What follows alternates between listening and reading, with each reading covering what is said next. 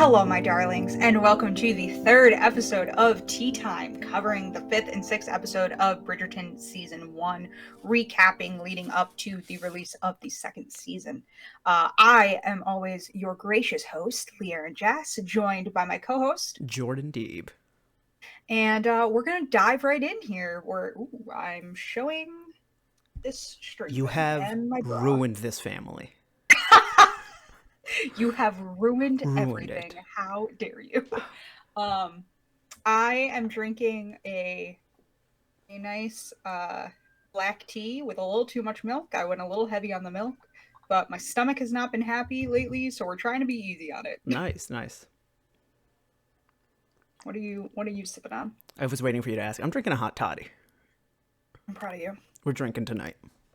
Yeah. Tea, lemon, honey, and what I view as 2 shots of whiskey being when it's poured into a mug. Could be less, could be more. Guess we'll find out. I hate hot toddies so much. Oh, specifically because people who really like, I'm not a big, I'm not a big whiskey person. That's true. And the other liquor that you traditionally put in a hot toddy if you don't like whiskey is dark rum, which I also don't like. Is it dark rum? I thought it was brandy or cognac. You can do that too, but if you don't like whiskey, you don't like brandy or cognac.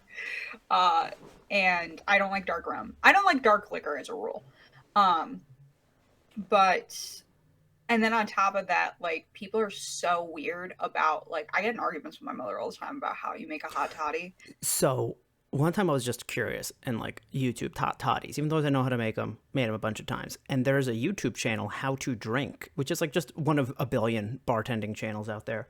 And a guy had to do, like, a remake of the hot toddy episode because it's, like, so disputed. Does it go with tea? Does it just go with boiling water? Do you put a cinnamon stick? Do you not? Do you put, like, nutmeg and shit? And people will fight you if they do it one way. They think that's the way you make it, and they will, like, fight you on why they're right and the way you do it isn't. Yeah. It's, like, I get irritated because my mom does it hot water, liquor, a slice of lemon with clove stabbed into the lemon and honey. Gotcha. That's how she does it, because that's how she had it in Ireland. And I was like, that may be how the bars you went to in Ireland made it, but most bars, if you order a hot toddy, it's going to be like black tea, either whiskey or rum, lemon, either usually cloves and a cinnamon stick, because most bars don't have like nutmeg, and if you're getting cloves, you're at a better bar. Yeah. Most bars, I feel like the cloves and the nutmeg are like the step up. Well, that's like you're legitimately drinking it for its intended purpose, which is NyQuil. Medicinal. Yeah. Ye old NyQuil. Because the nutmeg and the cinnamon and the clove, inflammation and getting everything in your chest moving and helping you like sleep and all that kind of crap. But yeah, if you're just drinking one for fun, like, it doesn't really matter. I'm doing it for fun. Yeah. So, are you ready to hop in? Dude. Because, whoa. Listen, I know we have 2 episodes of content to discuss, but like the end of that second episode, not like the second, but the second that we're discussing today, yeah, I feel like end of Spider-Man Far From Home right now, where I'm like, oh shit. Yeah. Like, they dropped it, they dropped the bomb, the secret's out, and part of me is like, I wanted to call you up, but I was like, oh, I'm going to see her in 2 minutes. I'll be like, I was going to call you up. It was going to become the beginning of No Way Home. I was going to be like, dude. This is legitimately, this is the first episode where you don't know my opinions on anything, and I don't know your opinions on anything, because it's just how, me being sick and you at school, we didn't have a ton of prep time for this episode. No. And so we haven't talked about anything yet, and I'm really excited. I also have a few things that some things I will explain to you and some things I won't. I don't know if you remember when I first watched the show, I was like, they set up the next few, after I read the books, I was like, they set up the next few seasons really, really well. And never explained why. I'll explain some of it, but not all of it to you. When we get there, I'll ask more specifically, be like, I know each season's supposed to be a kid, so there is one kid season I am very curious about that I'm going to ask you. And if it's a part of me is just like, just tell me. But we'll get there when we get there. Yeah. So I love the opening of episode 5. The episode 5 is titled "The Duke and I," which is actually the title of the book that is Daphne's season. I think these 2 episodes should have been named Jordan and Josh because they were horny. Yeah. Like, yeah, God there's so much. So damn. these 2 episodes were what I read about, specifically the scene in the library were what I read about that I was like, I'm curious about this show. And I watched, just so that you know now watching it, when I watched the show for the first time, I literally watched episode 1 to 6 in a row. I had episode 1 to 6, and then it was like 3:30 in the morning, and I had to go to bed. You're like, and I could just finish the the next arc. 2 episodes. Yeah, the next morning. Yeah, the next day. But I love how this opens because Violet has no idea what's going on. Violet is hungover. One of her kids is engaged. The other one is just gone off to do something in London, but won't tell her. She has no idea where Benedict is. Like, just nobody knows what's happening. And has no clue that her son almost either A, died or B, killed a man. That is still something she does not know. And I think that's one of the things where, like, the kids gather around and they go, she never needs to know.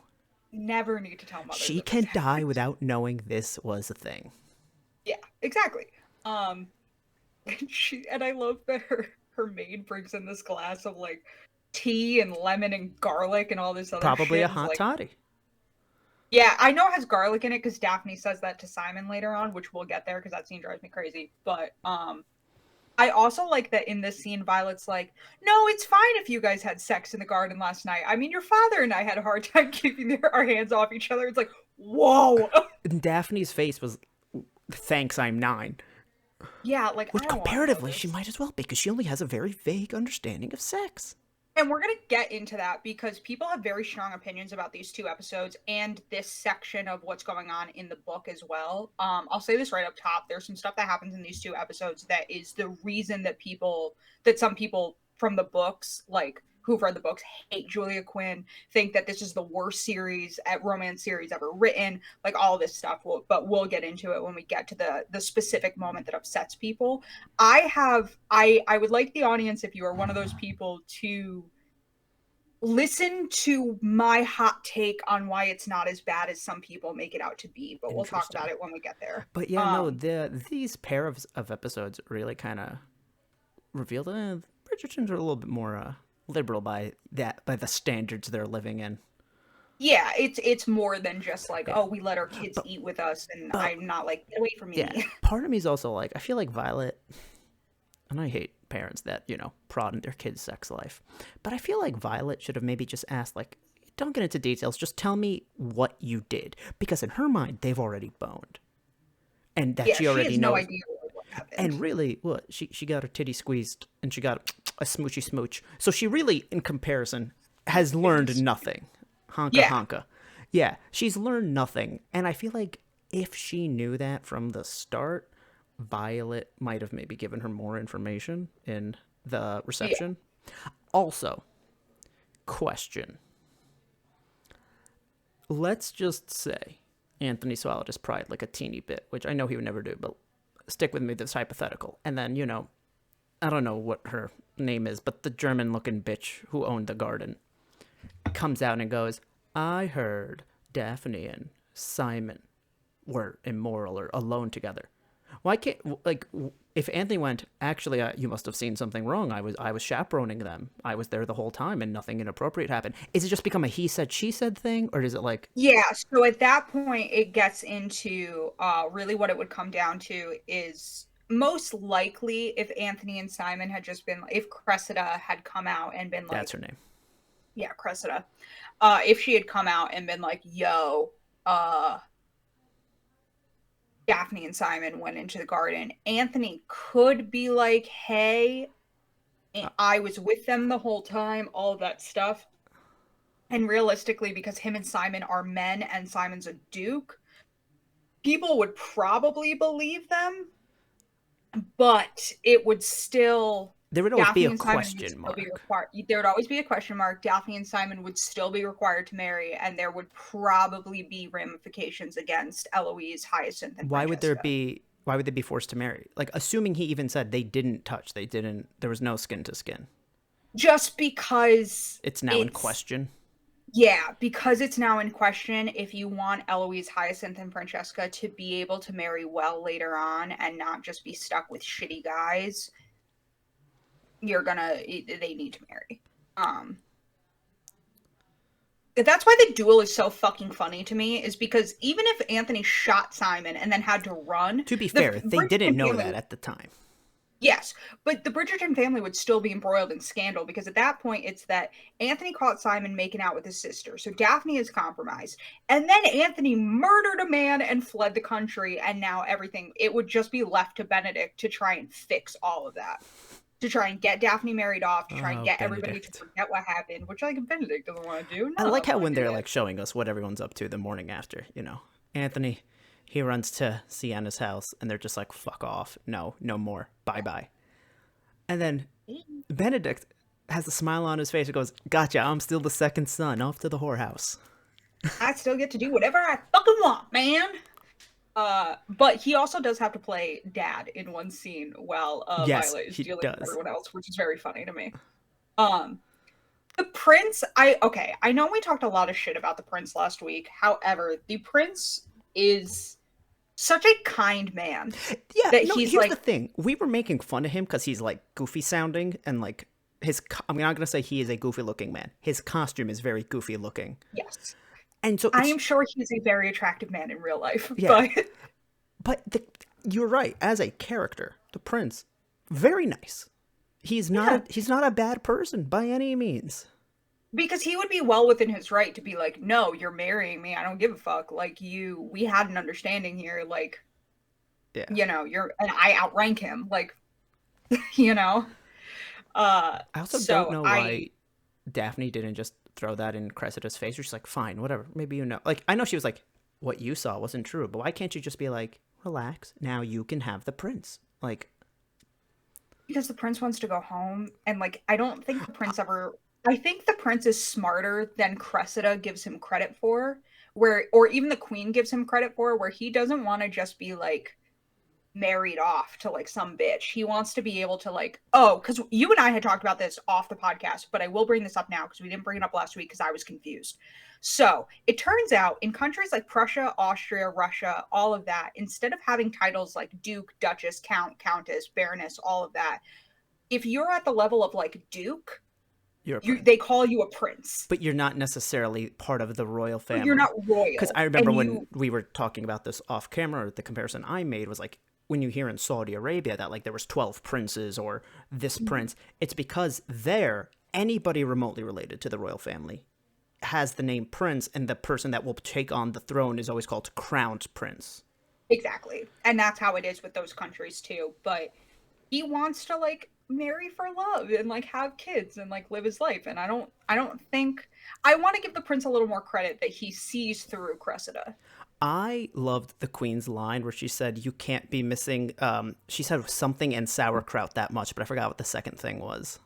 I don't remember. He was like, I want to return home to Prussia. And she was like, there's no way you miss like sauerkraut and strudel that much. Yeah. I think she said sauerkraut and bratwurst. Like she went very, very stereotypical. I also love when he walks in, when the queen has received that lady whistle down that says that Daphne and Simon are now engaged. And he walks in and he's like, did someone die? Like, what's happening? Like, why is everybody staring at me? Yeah. Like, I also, in kind of that they set up the next seasons. So Hyacinth's book is my favorite Bridgerton book. It's my it's my favorite female Bridgerton child's book. My favorite for the males is Benedict. My favorite for the females is a tie between Hyacinth and Francesca. But I think the reason I like Hyacinth so much is because Hyacinth and I are very similar people. And they're setting... I didn't know you when you were 12, so like... I was a busybody. I talked a lot. I eavesdropped on people. Like, I was kind of a busybody when I was younger. If my sister was marrying a duke, I would be like, can I come live in a castle with you? Like, I would do all that shit. Yeah, like, no, I like the line where, and we're jumping around here a little bit, where Gregory was like, I want to come live with you in a castle. And Hyacinth was like, if anyone, it's me. I also like, this is jumping into the next episode, that Hyacinth and Gregory are just in a perpetual game of tag. There has never been a timeout. One of them just runs up and taps the other, and they're off. And they go. There is no, hey, you want to play tag? We're always playing tag.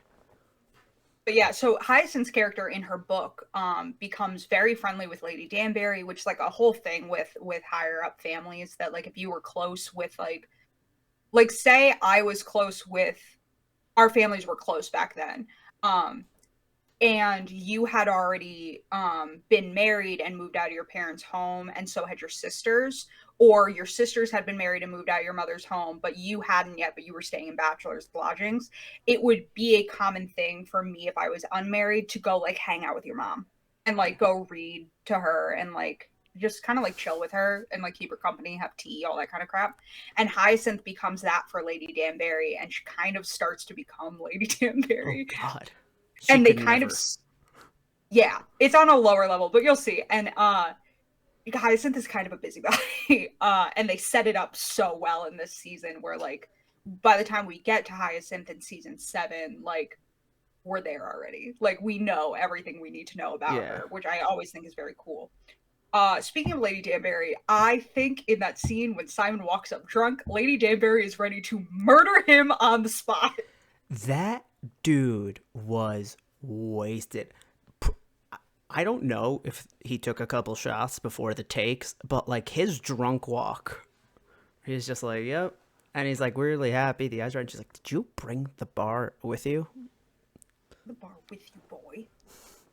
But yeah, no, he and, is like, just... This is why Simon is so infuriating, is because, like, he's truly trying his best, but, like, what are you doing? But it's kind of like, that's your best? This is your best?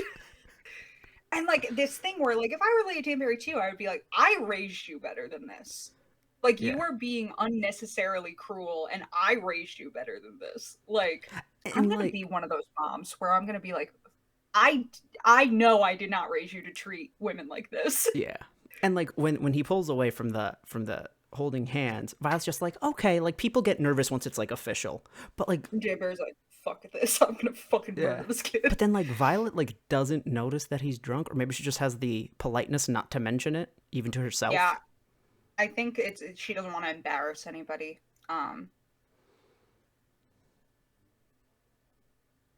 This is a statement for the masses, but fuck Lord Featherington. This man, your wife has just found out that you lost the fortune, and she's coming up to you and saying, I don't even think Lady Featherington, in the scene where she comes up to him to talk about the dresses, is trying to be like, you need to come up with the money. I think she's being like, hey, we are so close to this getting out. You need to be a man and do something about it. And he's like, they've got enough dresses. They can wear them again. And like, you were raised in this world. You know that's not okay. You probably haven't seen this movie because you hate comedies like this, except for the ones you don't.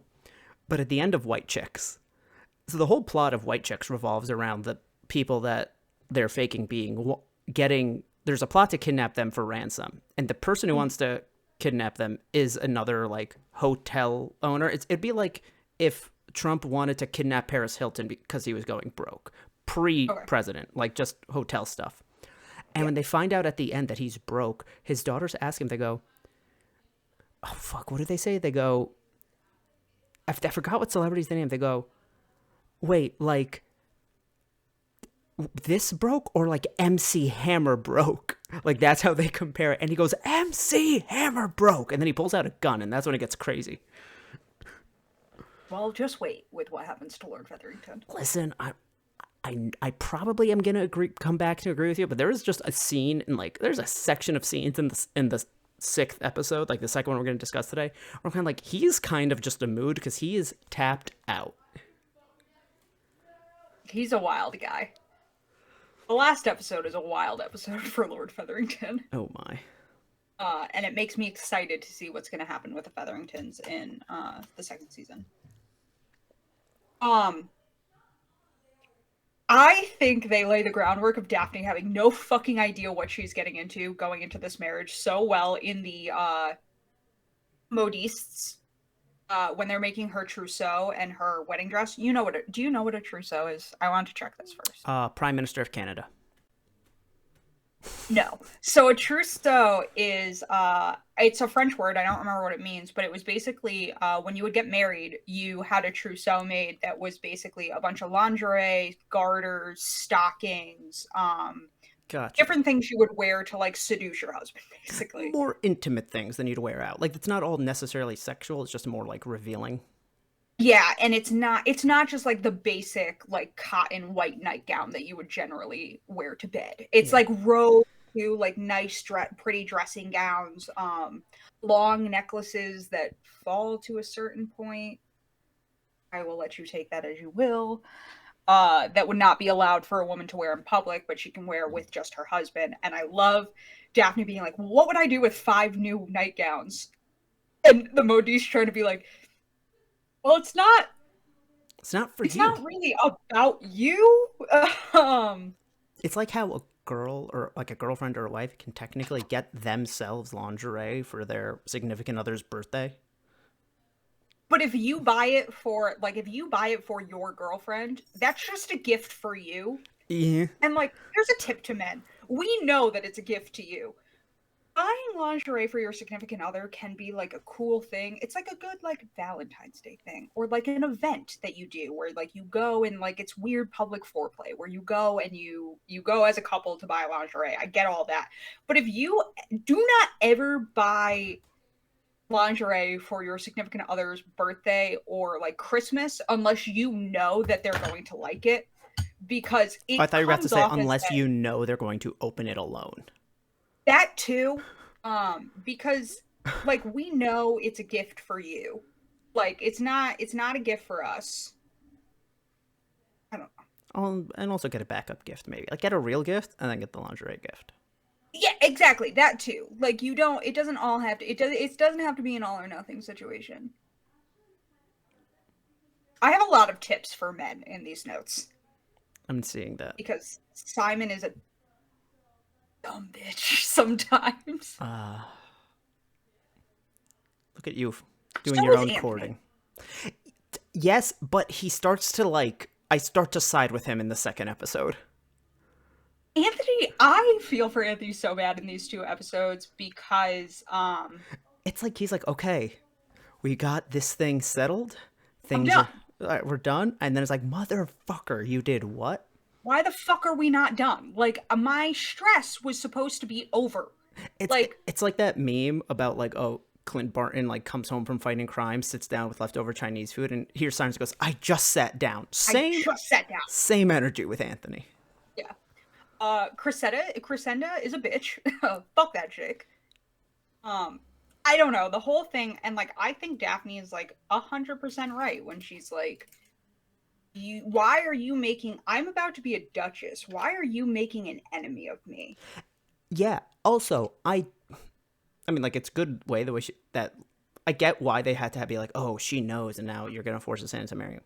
But like before I knew that she was gonna do that, when we were Mhm. in the last episode, I actually really liked the line of we didn't have to be friends, but we didn't need to make enemies of each other.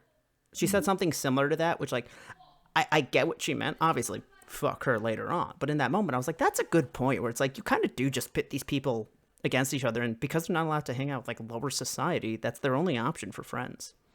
Yeah, and There's also like a family that like my family's kind of frenemies with the way the Bridgertons are with the Featheringtons, and like it hits close to home. this added plot was weak. What am I referring to there? The added plot.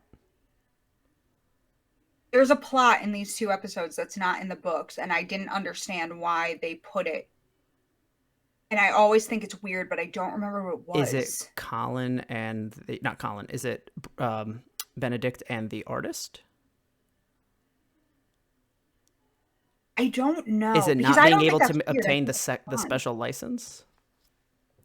Yes, because that's not real. Like that's not a thing. It doesn't happen in the book. That I was never don't a know. thing.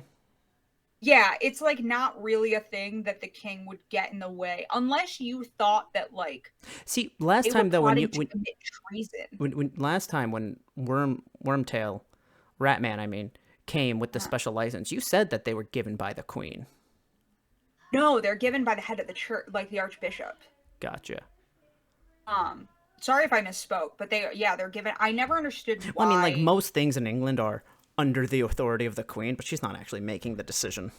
Well, because that's the other thing, too, that I wrote later on when they go to the Queen is like, and when she's like, I don't know what you think I can do. You're the Queen, so by extension, you are the head of the Church of England. Like, literally everything. You can do anything you wanted. Can literally, Henry VIII made sure that you can literally do whatever you want. But what that might be referring to is the Queen. No, because that's later on. Never mind. I think that's what it was referring to. I also wrote next, this is a big night for Benedict when he goes to the party and has a threesome with the artist's wife and the modiste. Yeah. And doesn't know that it's the artist's wife. But then he walks in on the artist fucking a dude, so, like, whatever. And then at the reception, she's just like, I didn't see anything. Which, again, Bridgerton's pretty liberal for the time. Yeah. But now the question is, does the artist know about the threesome with the wife? Because, like, find that out later. She's a beard, right? It's heavily implied that they're both bisexual. Okay. I thought I thought more... he was gay, and he just, for society, needed a beard. So on the Kinsey scale, is one being completely gay or is one being completely heterosexual? I think one's completely straight. Okay, so we're just going to use that for this. Let me double check that. Yeah. Because I don't remember, but then I use the Kinsey scale to explain it to somebody else once. Because this is an added plot. This doesn't happen in the books. But it's fun. It's actually 0 through 6. So it's 0 is completely heterosexual, but you were right. Okay.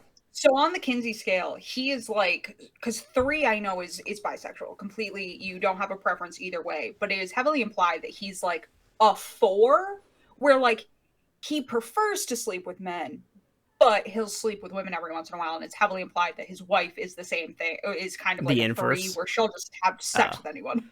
Like, she just likes to have sex. Well, because also in the start, like when you first see the threesome happen, you go, oh, she's just another artist. No. Nope. I know.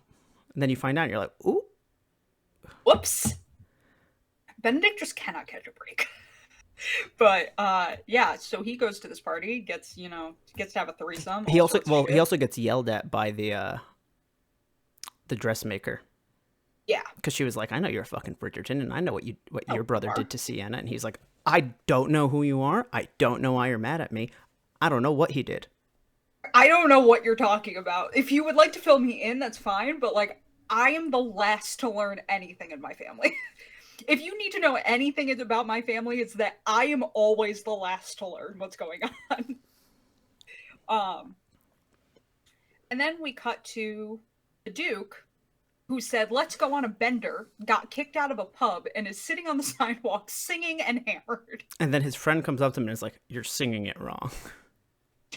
I love his friend so much. Yeah. I need to look up this man's name, because I know his wife's name is Alice. I never remember his name. That's fine. I feel like that's something you'd say to me, too. Like, if I was just so shit-faced I was singing weirdly on the sidewalk, you wouldn't be like, are you okay? You'd be like, you know you're singing it wrong. Yeah. And he's just like, I don't care. And he's like, they kicked you out, didn't they?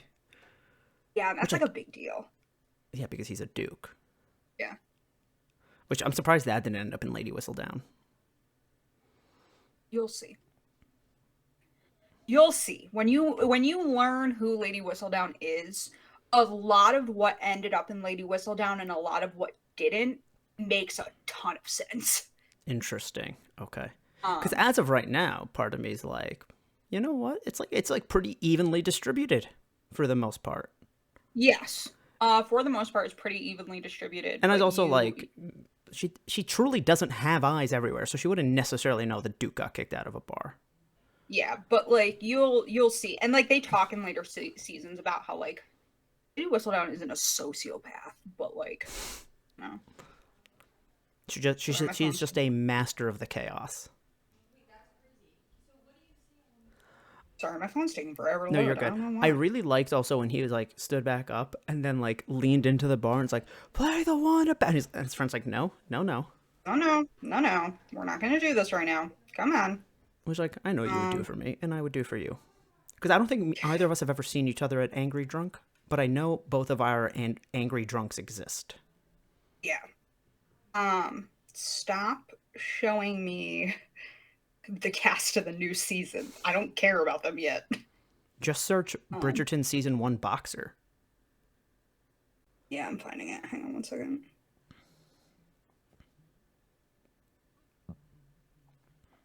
Ba, ba, ba, ba, ba, ba, ba, ba, ba. I'm loving it. Cow Pepper. I know that's not their last name, but it's just Will. His name is Will. They're Will and Alice. All that work and his name's just Will. Yeah, his name is Will Mondrick. Yeah. Based on the real life Bill Richmond. Knock it off. I really liked how they put him in a crib. I know. Was that a crib or was that a changing table?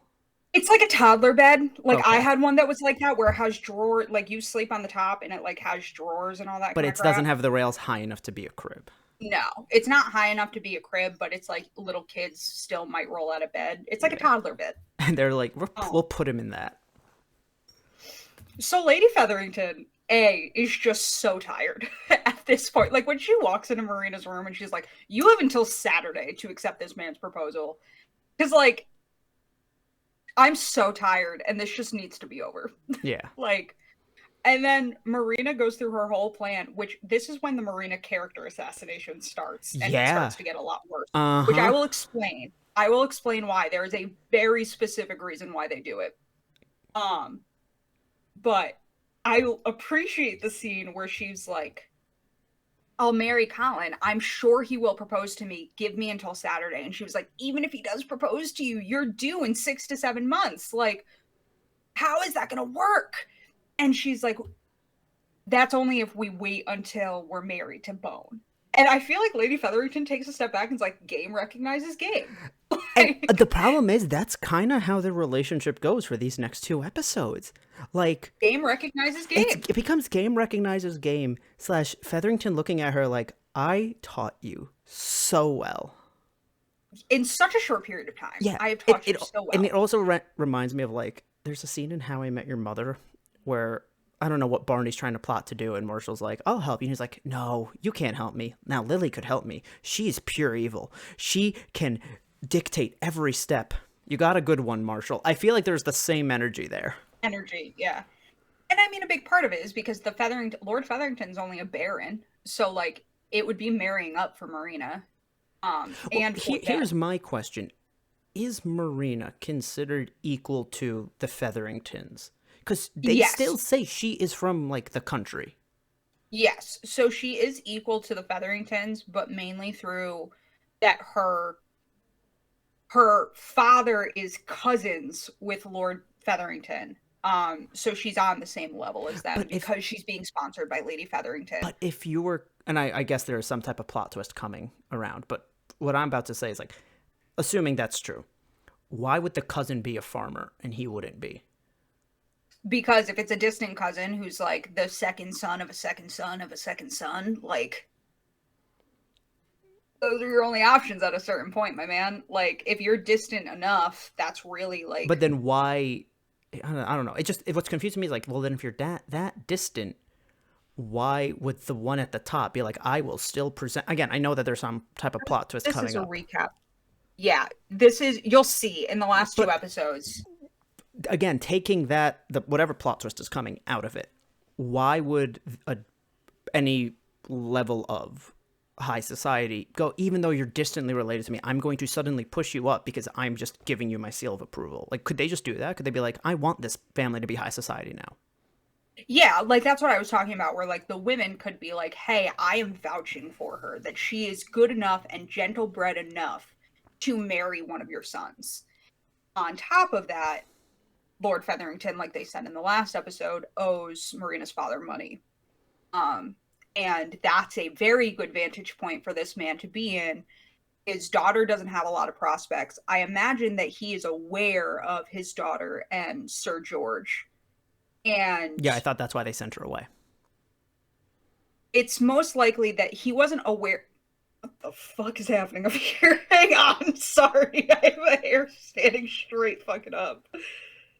That he is aware that something uncouth happened, and so he sends her off.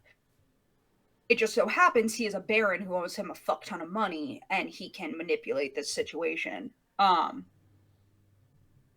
So then we cut to the Queen, and we see King George for the first time, and this scene hurts my heart so much. It was very sad, but I also had a realization that just didn't click with me, because last episode we talked about, like, the Revolutionary War was only like 38 years ago. Like, Violet remembers it, for example. Mm-hmm. I didn't realize that this is the same King George.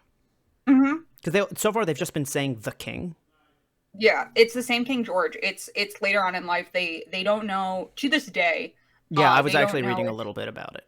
Like the facts, not the book. Yeah, they think that, for our listeners, they think that King George either had a severe form of syphilis, Alzheimer's, or was bipolar. But that's why this, like I had said in But even then, they're not sure of that. No, they don't know.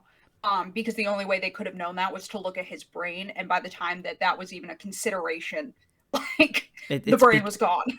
It's become worm food into worm food into worm food. Exactly. And like I had said in the first episode, that's why this time is called the Regency era, because his son, King George, the next King George, was currently acting as king. But the way he calls her Lottie, like, it really hurts my heart. And then he asks about his daughter. I know. All of that just breaks my heart, because anybody who's had anybody in their family with dementia or anything like that, it's heartbreaking when they have play a lucid it off moment. More like dementia in this. Yeah. It's very, which syphilis can cause dementia, but I don't think they want to come out and be like, he has syphilis. But it's very sad, and it's very hard when you feel like you're getting that person back in one of these moments, and then you realize what you thought was a lucid moment is really they think they're in a different time, and it's very sad. Yeah. And when he says, Amelia came to my hello, Amelia came to my room a fortnight ago, it's just very sad, because you don't know if he's hallucinating or like what's going on. And it's very heartbreaking. And it's understandable that he gets upset, because that's distressing to be like, he has to like relearn that his daughter everything died. And that's distressing. And like, it's very hard to deal with. Like, I would not wish a family member with dementia on my worst enemy. It's very heartbreaking. I had a grandfather who passed of Alzheimer's, and I was not very close with him, but like, it was rough on my grandmother and my dad. Simon drives me crazy, and here's why. An essay. He knows. He knows that Daphne... You taught Daphne what masturbation was. Daphne did not know what the physical element of relationships were. And I just think it's very fucked up that he picks and chooses when he's aware of that. And we'll talk about this more when we get into the 6th episode. But, like, of course she doesn't fucking know what I can't have children means when you said it. Well, like, not of there course yet. She doesn't know. Yeah, but, like, at this point is when he's... feelings are what got in the way, and I love her, and Will's kind of like, you care about her, but because of an oath you made your dying father however many years ago, you are refusing to be happy. Yeah, it's like at some point you gotta just break the oath. Yeah, like, what are you doing?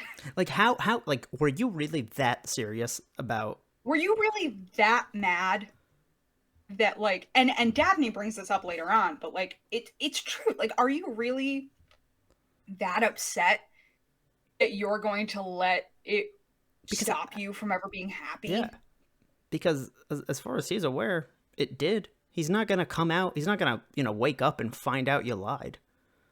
Yeah.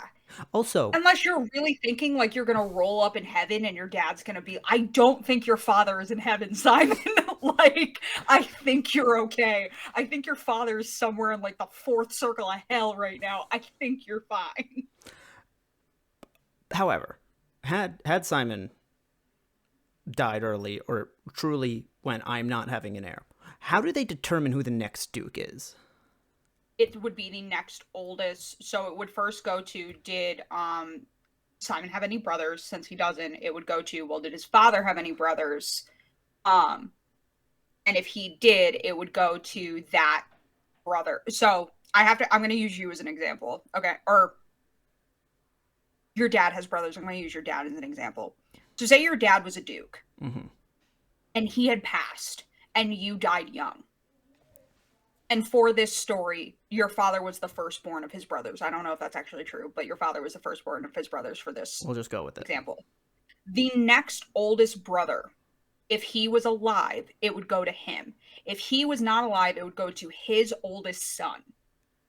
If that your father's brother was dead and either had no sons or was dead and his sons are all dead, then it would go to the next brother. If that brother didn't have, they would just keep going down the family tree. They would just keep going down, and if your father's generation had no boys, it would go back to your grandfather and your grandfather's brother and descendants off of that. And that's how you could end up with men dying without heirs and it going to like some distant cousin who has no money and has no idea that they're going to have a title now. Imagine, like that's basically winning the lotto. The lottery, yeah. That's what happens in Downton Abbey. That's like the whole thing, is that because of the way the state is entitled, because Lord Granby doesn't have sons, he only has daughters, there's no one else for Downton to go to, so it goes to this distant cousin. Who his daughter ends up marrying, so like whatever. Incest. Because it literally could go that far, where like even in today's standards, they could get married. Yeah. Like, no one's going to judge you if it's, like, your ninth cousin. What even is a ninth cousin? How do you know if they're a ninth cousin? Exactly. I love Will's wife, Alice. I love when she's like, one day you will learn that your wife knows everything you know, and if I know something, you haven't caught Will on catches yet. up eventually. Yeah. Will gets there eventually. Which is like, I don't mean to perpetuate gender stereotypes, but it's very true. It's true. Some stereotypes we can push. So, yeah, I also like the scene in the church with Anthony and Simon when they're like buddies again. Like, all of a sudden, I was shooting at you 12 hours ago, but like... It was also like, at first they're just standing there, and I feel like you kind of see Anthony go, well, this is awkward. Oh, no. Yeah. Yeah, sorry. Yeah. Did I cut out for a second? Yeah. I feel like they're standing there for a second, and you hear Anthony go, oh, this is awkward. And it's like that John Mulaney thing of like, well, this might as well happen. Yeah. And he's like, hey, buddy, sorry about the whole shooting at you thing. And he's like, one, you've always been a terrible shot, but two, you weren't going to aim up?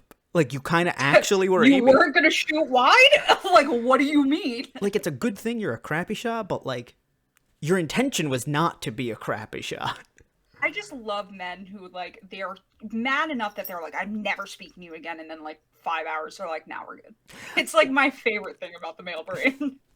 As somebody who is a male and has several sisters, I have seen memes that are very true, where, like, there are people that have probably, like, I've gotten into fist fight with in, like, elementary school, middle school-ish.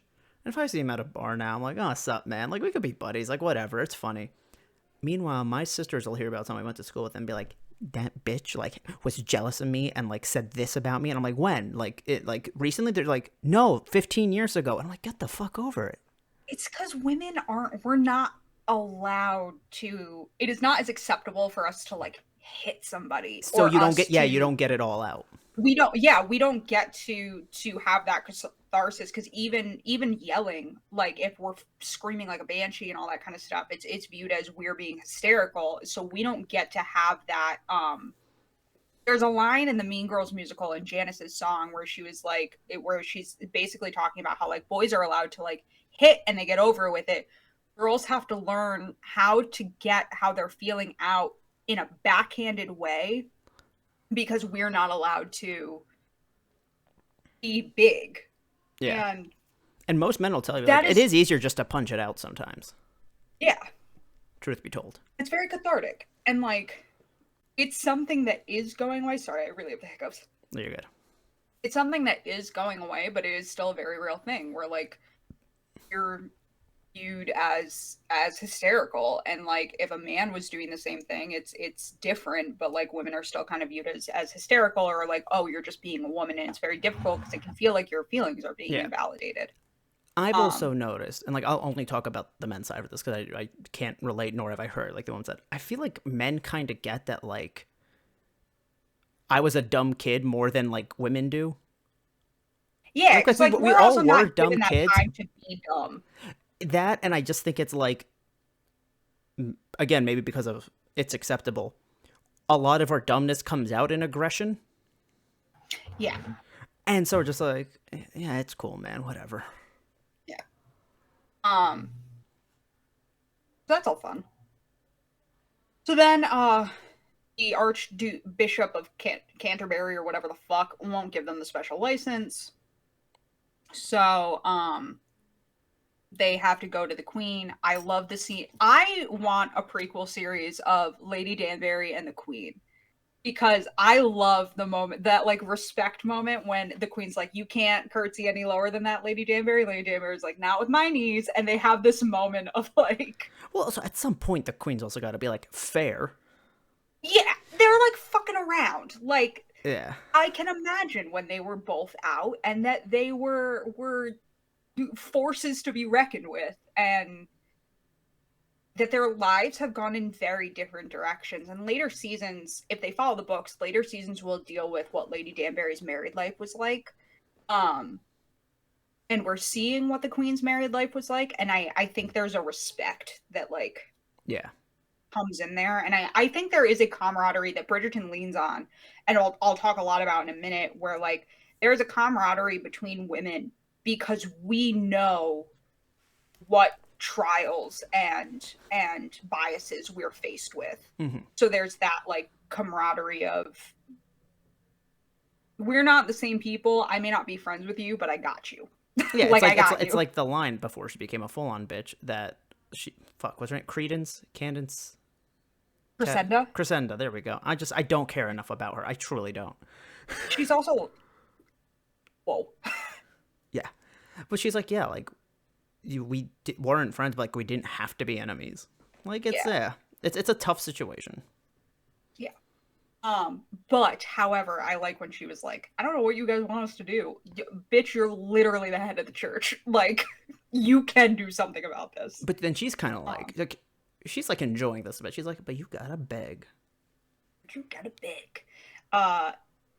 I love the speech that Simon gives. I love it, but part of me is like, why can't you just say this to her? Yeah, I mean, like, that's the other reason that Simon infuriates me, is why is it so hard? Because it's like the one time you were the one time you actually were honest with yourself, to people, and said it out loud, was when you had to kind of present it as a ruse, almost. Like, it's almost like the opposite. And it's very... The line where he says, speaking to Daphne has never been difficult, breaks my heart, just because he won't talk to Daphne doesn't know how big of a deal that is. It's not that he doesn't like talking because he's an asshole and thinks everybody around him unintelligent. He has a stutter and gets very nervous that his stutter will appear in public. Also, guys, you want to make the girl you're dating or your significant other, I will speak for heterosexual relationships because that's all I really have a view on. But you ever want the girl you're dating to be like really complimented, tell her that a line like when Simon's like, her laughter brings me joy. I don't know what it is about it, but having a guy say that they like the sound of your laugh and they like actively try to make you laugh so that they can hear it is... I've had it said to me. It's very sweet. It like, I don't know. It's like, it's very cute and it makes you feel good about yourself. Do I have a pen around here? Yeah, I've had a guy say to me that like one of the things he loves about me is my laugh, and that he actively tries to make me laugh because he enjoys it and it makes me feel good. Whoever's editing this, place that Vine of Justin Bieber saying to the interviewer, "I like your laugh," ha ha ha ha, when he like tries to mimic it. I'll send. Don't do that. I know you like were not, or you like did not pay attention to I Vine. did not have Vine. Yeah, I will send you this Vine later because it's so fucking funny. Yeah, I just kind of missed Vine as a rule. But, however, I also like that between Simon refusing to take the dowry himself and the Queen saying, I think it's up to Daphne, do you want this? Like, when the Queen is like, I leave it up to Daphne, you make this choice. I like that they put that choice back in Daphne's hand, where, like, Anthony's later on, like, I'm going to put your dowry in a trust, you get to decide what to do with it. Just, like, truly weird question. What's the difference between that and it going to Simon? Because is Daphne allowed access to a trust as a woman? And I'm thinking in their terms. So, yes. The short answer is if it's put into a trust, the same rules apply where she would be able to access it at a certain point. You'll hear a lot about women back then who they couldn't access their fortunes until they were married or until they were 21. But or a like trust is different. But yeah, and that's what the rules of the trust would be. It's kind of similar to how trusts are now, where when you set up a trust for your kid, there are usually rules about how much they can access a year and when they can access it and all of that stuff, but you were allowed to do that. The difference is if he gave it to Simon, it would just get absorbed into Simon's funds and Simon could piss it away. Yeah.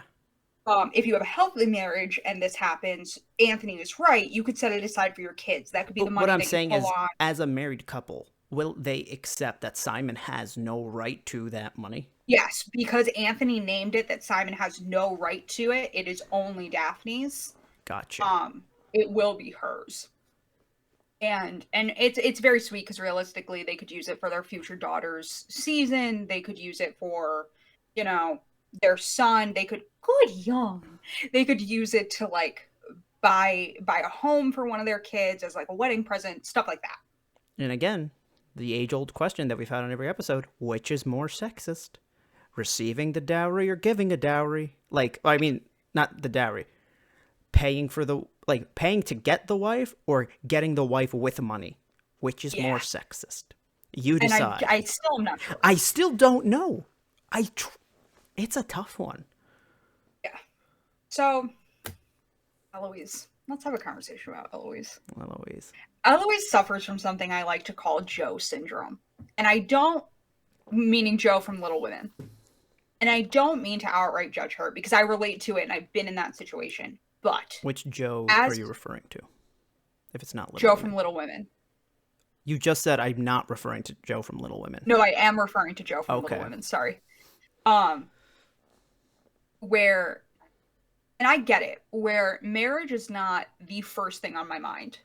And it took me a very long time to realize that women who wanted to be wives and mothers, and that's all they wanted, were not less than me. Like, I was not better than them because of my ambitions being different. Like, you brought up last week Emma Watson's line in the new movie where she was like, just because our dreams are different doesn't mean mine's any less valid. That's not the exact line, but it's the sentiment. It's close enough. And you've never seen I'm assuming you've never seen Little Women, any version of it. No, ma'am. So Jo also later on struggles with, she's gotten what she wants, but she's still lonely. And when you're a woman and you want to be a writer, you want like some sort of career, it can be very easy to be like, I don't care about relationships. I don't want that because it's just going to get in the way of what I want because everybody's going to look to him. They're not going to look to me, all of that stuff. But then you have to realize that like, if you marry the right person, they're not going to do that. And that you're still a human who wants companionship. It's like the like in like modern rom-coms, the trope of like, I'm too busy to get a husband type of, I'm a career woman. Yeah. And it's like, you may still be lonely. And like, yeah, it sucks that like you feel awkward and uncomfortable, but I also think Violet's right when she was like, if you put more work into learning what you need to learn and not just shitting on it because you don't necessarily agree with it, you may find that you enjoy things. Like, you know, like you may find that certain things are fun for you and that you enjoy them, and like you may still want companionship in your life, even if you don't want to be popping out babies. Like, do you want to be alone or like living with your family forever or like whatever? Like, you know, and it just shows that Eloise is still kind of a child. And it's also, and I don't know how to say this without this coming off the wrong way, but I'm just going to, because I think you'll get what I'm saying. I don't disagree with Eloise that, like, it's a bad system, but, like, and maybe this is just me because I'm like, I understand how little it changed throughout the years, or how long it took, but it's like, like, nowadays, if somebody's like that, they have that personality to the point of Eloise where it's almost annoying, they could actually go and live on their own and just focus on themselves. Eloise literally can't. Yeah, and I feel like at some point you have to, I feel like at some point you have to accept that. And, like, I don't know how to say that without sounding like people should just suck up inequality, but, like, it's a weird place where it's like, you know you are not going to go and live alone. And it's also, don't cut off your nose despite your face. Like, you can want something more than what women are allowed and still want a husband and want somebody who loves you and who you have a partner in life. And, like, it's very easy to be like, oh, men didn't care about women back then. There were men who were like, I don't care, do whatever you want. Like, if you're into it, you're into it, and we'll figure it out. Like, it's not the end of the world. There are ways to do it. Like, you're setting yourself up for failure if you go out into the world saying that every single, in this case, man, wants to take something from me. They want to crush me. That's kind of unfair, because that's not true. And it's because, also, like, if Daphne... Sorry. It's also unfair to assume every woman that is participating in the system was either doing it by they were forced or they were brainwashed into believing they wanted it. Yeah. Because at the end of the day, you could say anybody who follows any tradition ever was brainwashed into thinking that's what they want. And then at that point, it's just, well, no. Yeah, there are some women who are brainwashed into that this is my only option, but there are others that legitimately want that. Yeah. And like, sometimes you might not be able to tell the difference, but, like, yeah, what are you going to do? And, just, you gotta let, like, whatever works for that person to, like, make it through life, as long as they're not hurting someone else, is okay. Like, it's, like, I just think the line where she was like, the only thing I'm grateful for is that I will never be like you, is incredibly spiteful and incredibly hurtful. Yeah. I feel like she's going through it. Yeah, and I get it, and she's young, and I get that debuting is scary, and that she may be like, I'm not as pretty as my other siblings and all this kind of shit, but, like, you're fine. And, like, look at your brothers. Do you think your brothers would, well, Anthony maybe, but do you think Benedict or Colin would look at their wives and be like, no? Or, like, do you think that of your brothers? Or do you think that your father actually hated your mother and how she broke from tradition? Like, it's just one of those things where it's like, look around you. Like, not everybody is your enemy. What are you doing? Could you make a choice? Okay. You can sit in my lap. That's okay. Marina is such a dumb bitch for not figuring out that Penelope has feelings for Colin sooner. Like, yeah. Penelope is making it so obvious. I kind of assumed everybody knew and was just choosing to be like, eh.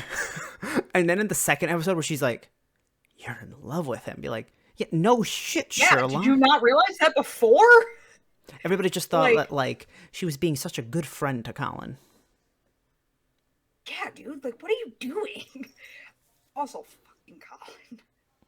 Guys, I usually do not agree with the whole, like, the whole thing back then of you graduate Oxford and then your brother takes you to brothels, but, like, this is why. Colin just wants to have sex and is confusing lust with love. Okay, here's the thing. When Anthony said, he's getting fucking played. Are we in the second episode yet? No, this is still all in the first episode. When they go in, when Daphne's wedding happens and Colin and Marina go off into the study, that's what I'm talking about. Yeah, okay. I thought you were referring to the line that Anthony says in the beginning of the second episode after he proposes. After Colin proposes, where he goes, it's partially my fault because I should have taken you to more brothels. I'm going to preface this with, sex work is real work. It is valid. It should be destigmatized and decriminalized. But there is no situation, I think, that anybody who, like, played a hand in raising me, like an older cousin, a brother, a father, an uncle, should sit me down and be like, this is my fault because I didn't take you to enough brothels. Like, that is... Your father or your uncle wouldn't necessarily do it, but your brothers or your friends, that would be a big thing. Friends, maybe.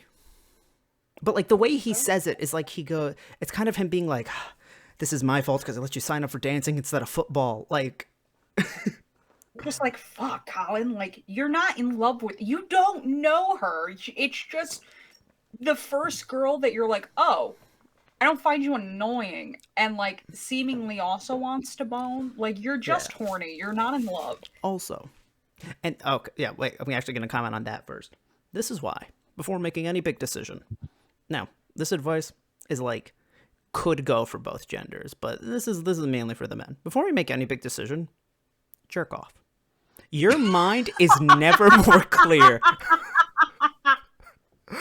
I'm just saying. Like, no, like, this is real advice that I've seen multiple people give before any big decision. Like, your mind is clear after that. It's like, you know how you're not supposed to go shopping when you're hungry?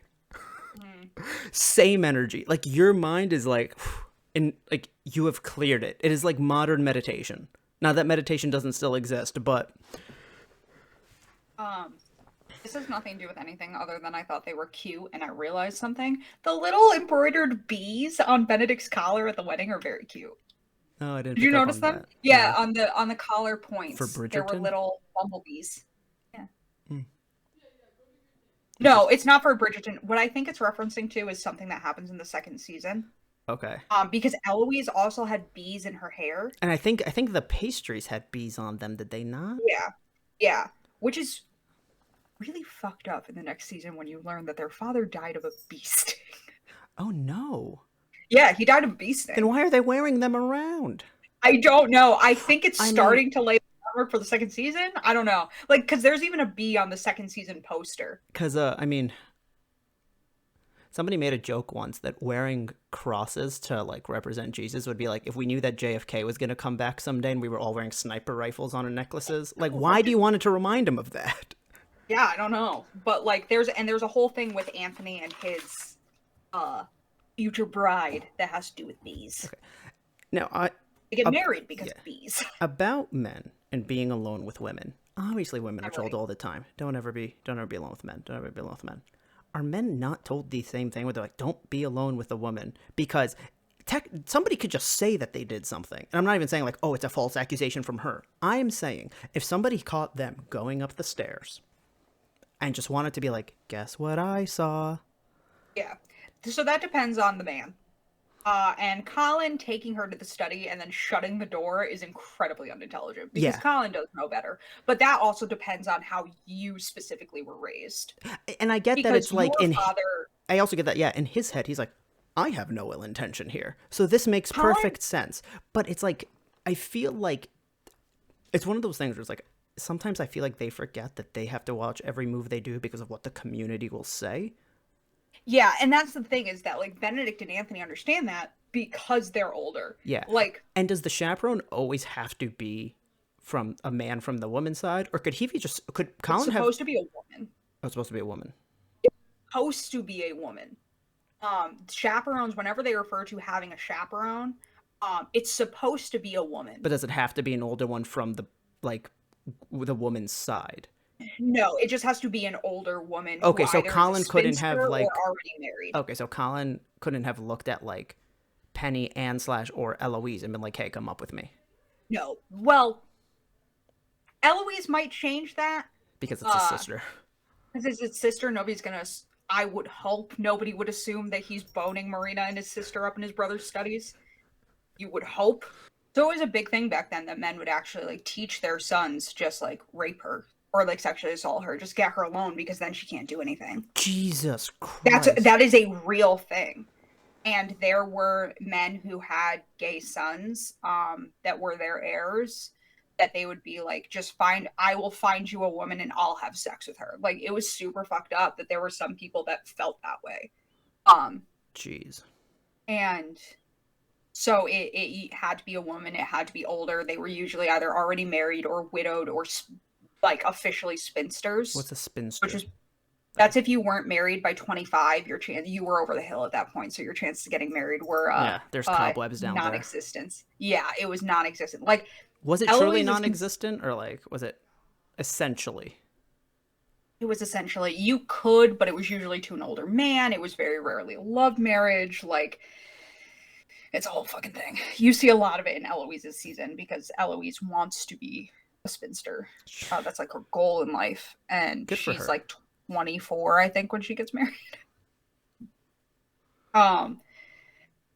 But yeah, it's just it's real. It's super fucked up. But yeah, that was like a very real thing.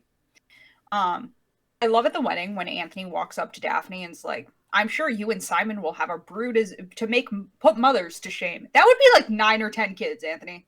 That's a lot of fucking kids. You are writing checks that Daphne's body may not be able to cash.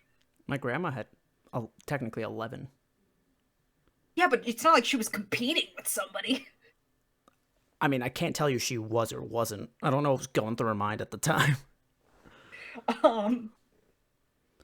Never mind, I'm not going to say that. I don't want to make you uncomfortable. Okay, that's fun. I'll say this. My grandpa, I've probably said this before. He was a very, like, everything has to be perfect, like, military man, like, everything straight, you know? Somehow, some way, managed to have 5 boys, 5 girls. There we go. Yeah. Yeah. Oh, my hiccups. Ooh, all right. And then we cut to Violet trying to have the sex talk with her daughter. And I love when Daphne is like, if it's so difficult to talk about, how difficult must it be to do that? And it's like, it's not difficult. Your mother is just uncomfortable. Mm-hmm. Because, like, their job, like, the woman's job was to be like, okay, so he has different genitalia than you down there. It doesn't look like what you have. It's, like, something that's going to go inside of you. And, like, it might be good. It might be shitty. Like, I feel like rather than tell them the night before their wedding, and I get that they got married fast, but maybe you start telling them at the engagement. I feel like maybe let's shift to that norm. traditionally, it was the day they got married, like the night before their wedding night. Yeah, I think if you started at the engagement, a lot of changes would have helped out a lot, you know. Also, the puppy analogy is the worst way to explain it. I don't think it was horrible because she said something. She was like, it's because she said it was like, well, it's natural. Like, she was like, even animals do it. It's natural to animals, but to humans, we have cognitive understanding. Apparently, no. Apparently, like, if humans were to be put in an environment where, like, they weren't in society, they would naturally learn, or they would naturally understand reproduction. Yes, there is you would figure it out. That's how we came to be. But now we have cognitive functioning and we're going to ask why. And a lot of those old cases were rape. Like, the woman had no fucking idea what was happening. Just saying, cavemen figured it out. Oh, God. But it's just...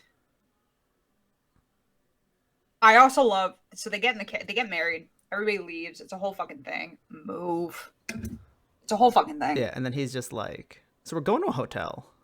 So we're going to an inn, and then he's like, he starts to argue with her and then stops and goes, I should have told you. And I literally wrote, I should have told you, the understatement of the fucking century. Also, I mean, it doesn't look like they hold him to like a shitty inn. No, it's just that, so I've looked it up before. So traveling by carriage, you're generally going 10 miles an hour. Oh, Jesus Christ. And yeah, so some of these houses, these summer houses, like Violet talks about, by the time she got to Aubrey Hall, she was stuffed. Because that's the Bridgerton's ancestral seat. With them, they're going to Cliveden, to Hastings House. Like, it's a long journey. You're going 10 miles an hour. So in 6 hours, you've only traveled 60 miles. Yeah. So a lot of them, unless they lived like within like 30 miles of London, you were in for a long trip. Yeah, like I mean, Long Island from where we lived, or you lived, I live now, like 2.5 hours, and it's like 100 miles away. And I use that as a reference because I have family there. That would now be an entire day's trip. Yeah. And it was legitimately dangerous to travel the roads at night because there were men that Bandits. Bandits, yeah, they were literally bandits. In a lot of I've seen romance holes. novels, I know how carriages get robbed. and in a lot of romance novels, like the couple is forced to travel at night for whatever fucking reason. They get overtaken by bandits. The guy has to murder someone in front of his wife. It's a lot. And that was like a thing is the footmen who ride on the back of the carriage guns in the carriage so that they could quietly pull it out and like take out the bandits. Men, speak to your wives, girlfriends, significant others. Just talk to them. Like, explain, be like, hey, I live far away. Wedding's gonna end late. We're gonna stay at an inn. It's a nice inn. Yeah, and like if you want a separate room, I'll get it for you. But also, like, women aren't mind readers. And again, I'm gonna take this from a heterosexual standpoint because I have that's the only reference point I have. Women are not mind readers.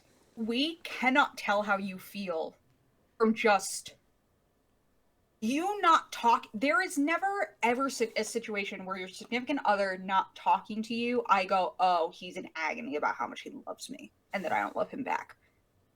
Just speak to your significant other. It doesn't have to make sense. It doesn't have to be eloquent poetry. Just be like, hey, I feel like I trapped you and I don't know how to talk to you now because I feel like I've ruined your life. It's important to me that you know that I love you and I do care about you and I want to make you happy as more than just a responsibility. It's not deep.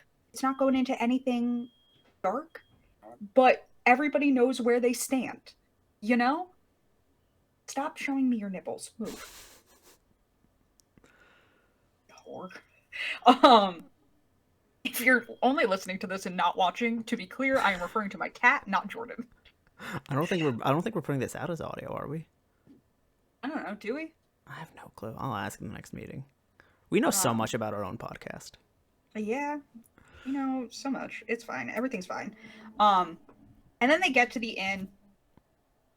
Simon's like, I got another room. They have finally. He speaks, and I literally wrote, God, he's so hot and so dumb. And it's one of those things. God does not give with both hands. He's just so good looking that, like, I am furious with you, but you are saying pretty words to me and are really attractive, so it's so easy to forgive you, and, like, I'm gonna kill you! And the I burn for you scene is great. I mean, that was, like, the quintessential scene is his I burn for you. Oh, yeah, and this is the second time this week I will have referenced this play to you, but all I thought of was in 1776 where Thomas Jefferson has lines like, but I burn Mr. J. Oh, sorry, like I burn Mr. A.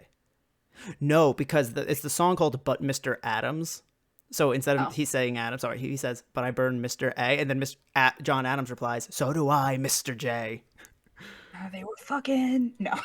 No, it's just I don't know. Maybe. Adams wanted Jefferson to write the Declaration of Independence, and Jefferson was like, "I want to go home and fuck my wife.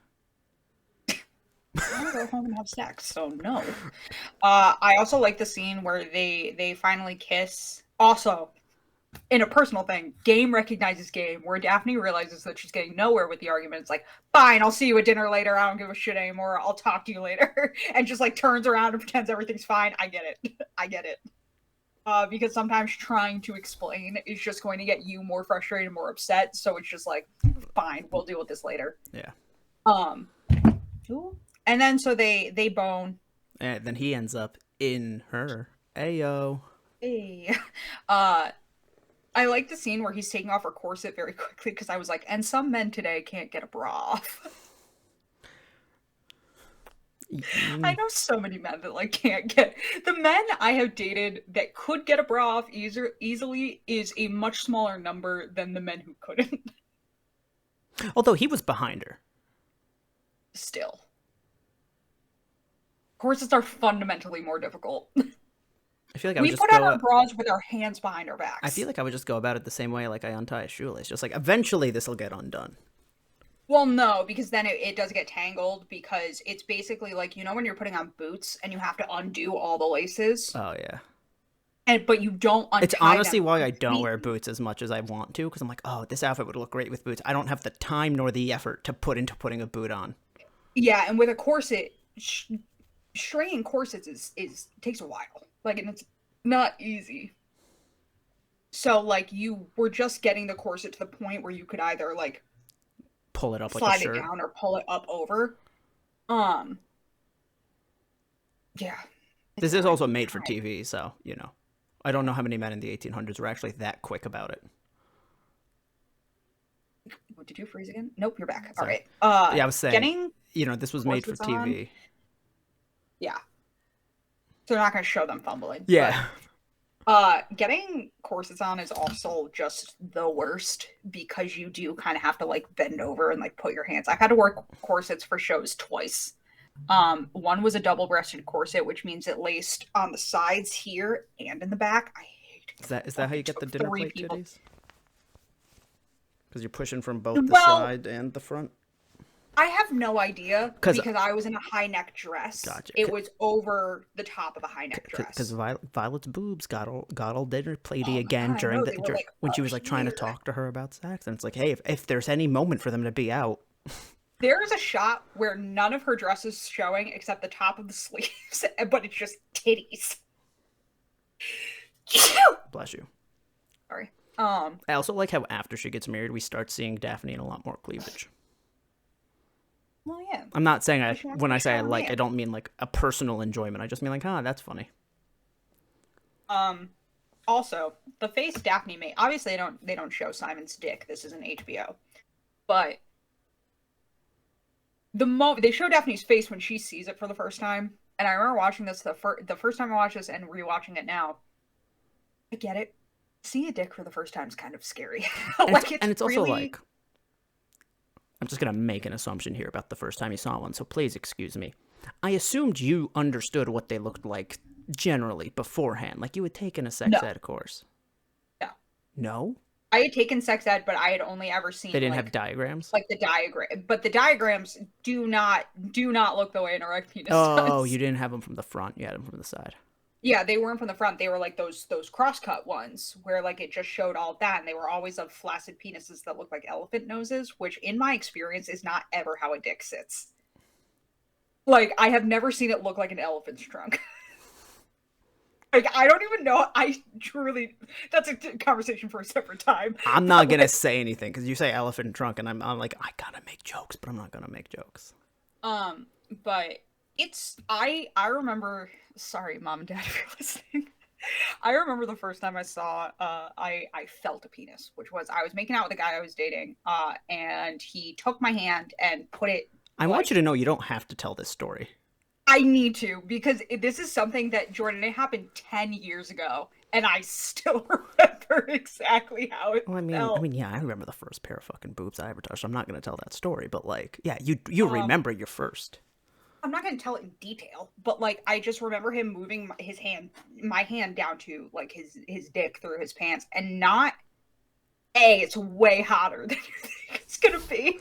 Like, I don't know why that never processed to me, but like, it being so hot never processed. Did you not get the term hot as balls? I did, but like, I didn't. You know that's why humans have them externally, right? It's because of like temperature. Because they could overheat. Yeah, I know that. But like, when this was happening, I did not know that. And just like, even if you know, learning something and experiencing it are two different things. Fair enough. And I remember having my hand there for like 30 seconds and not comprehending what it was. Like, what I was touching. So you said it was 10 years ago, right? Yeah. So it's like, not everybody had smartphones, and you're like, this is a weird feeling MP3 player. I don't think I had that's the other thing. It's like, I wasn't watching porn. No. I mean, like, nowadays, who carries a fucking MP3 player in their pockets, and we all know what a cell phone feels like. I'm saying back then, you're like, what is this? Yeah, it really was this moment of like, what am I touching? And then it like clicked. Wait. My brain like all of a sudden went on fast forward. What am I touching? And like similar, like when we went to see Wonder Woman. Yeah. Do you want to tell that story, Jordan? I'd rather if you did. So Jordan and I went to go see Wonder Woman together, and we're sitting in the theater. What scene was it? I don't know, but it was like something major. Something exciting. And I feel like we have to explain the way we grab onto each other when excited. So mainly you do it to me. I grab Jordan's arm, his chest, his shoulder. I hit him in the chest. All this kind of stuff when I'm like excited. And Jordan will do similar LeighErin once hit me on the chest from excitement so hard that a man at a phone repair booth kind of looked at me like, "Are you okay? Are you good?" Yeah, I read something on my phone that excited me, and with the back of my hand, I went like that into your chest, and it went boom. It was very bad. But so we're sitting in Wonder Woman, and we do it all the time. Like you grab my shoulders, like we just don't care. And when you're sitting next to me, and something happened, and Jordan whips his arm out to grab my shoulder, and just full on grabs my titty, like full on grabs it, and didn't process what he had grabbed at first. It's like it was like it wasn't. He was like patting me, trying to figure out it's not. It's supposed to be bonier than that. And like to be fair, I have bony ass shoulders too. Like there's not a lot of squeeze to my shoulders. It's just kind of my shoulder bone. I feel like anyone does. Does anybody have squishy shoulders? I don't know. But. And then Jordan realized what happened. It was like, I went, sorry, but we're in a movie theater, so like we can't really laugh. We can't really say anything about it, so we just kind of like had to let it lie. But I wish I could be the other people in the theater who maybe saw out of the corner of her eye and was like, why the fuck is that guy copping a be on his date like that? That is not how you from that angle. Yeah, just reaching out and like. Yeah, because the problem is, I could. How awkward would it be if I was to reach to the shoulder closest to me? Like I'd be T-Rex in it. So I had to reach out for this shoulder and just went a little too low. And then we went to see Endgame, and I was like, let's just like I'll just hold your hand if something exciting happens. Yeah.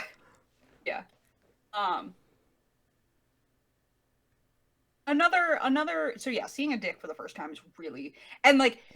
It's a big trope in romance novels that like when the heroine sees the guy's dick for the first time, she's like, I don't think it's gonna fit. And it sounds funny, but it's very true.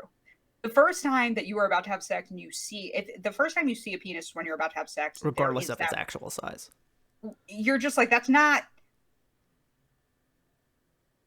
gonna happen. Like I don't think it's gonna work.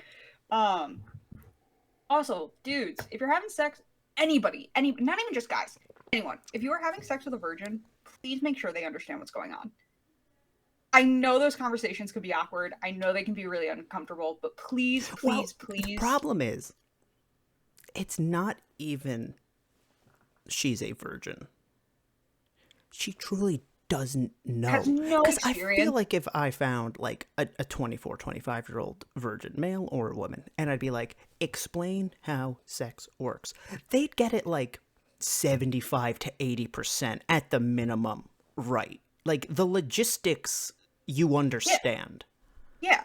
And I'm not even talking like sexual reproduction. I'm talking just straight up sex. Like that goes there and that's right. That's the right one. That's the right hole. She doesn't know anything about foreplay, any of that. So, like, just to be fair, no one back then did.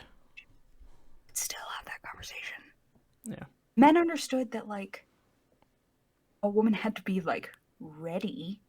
Like, they understood that something had to go on. Yeah, but I also like, like how he didn't go. I also like how he didn't want to like perform foreplay himself, and he was like, touch yourself for me. Well, because I think that was like, I get that. Like, that was a thing he's they had like, done. You can do this. It's like, I explained masturbation to you. I think it would be hot if you do, like... And, like, this is a very... I'm about to get a little soapboxy. Masturbate in front of each other. It's, Yeah, no, it's a thing. It's fun. Yeah, and every time you have sex with somebody, that's the first time... Somebody new, that's the first time they're having sex with you. They don't automatically know what you like and what you don't. So if you, like, masturbate in front of each other, you can show them in a way that's still sexy and doesn't feel like school, and like then everybody's happy and everybody has a good time. Or and then Simon comes everybody has a decent time. Yeah, and then Simon comes in the sheets. Also, be upfront and honest with the fact that it might hurt. Like, if you're having sex, if you're a dude and you're having sex with a virgin, be upfront that it might hurt. You don't have to make a big thing about it. Just like be upfront, like, hey, this might be kind of startling. It might hurt, but it will only hurt the first time. Hopefully. It'll only hurt the first time. Just give them.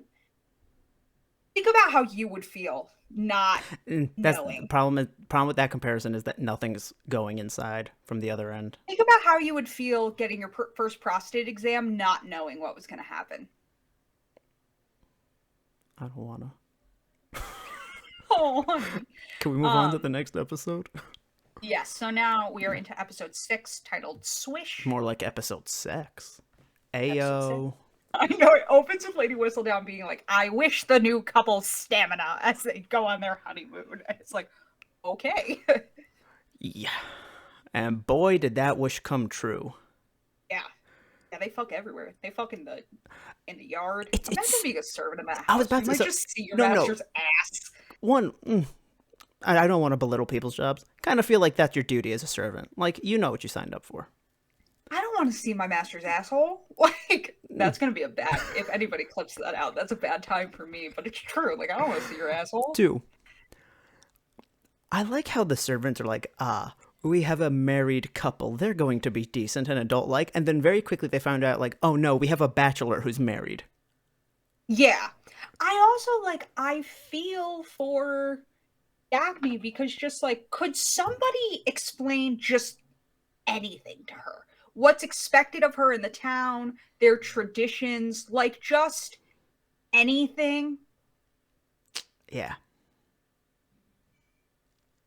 And like, I get them being surprised, being like, well, we've never really served you before in your adulthood, so we're just going off of what your father liked. He liked formal dinners. Oh, now you're talking about Simon.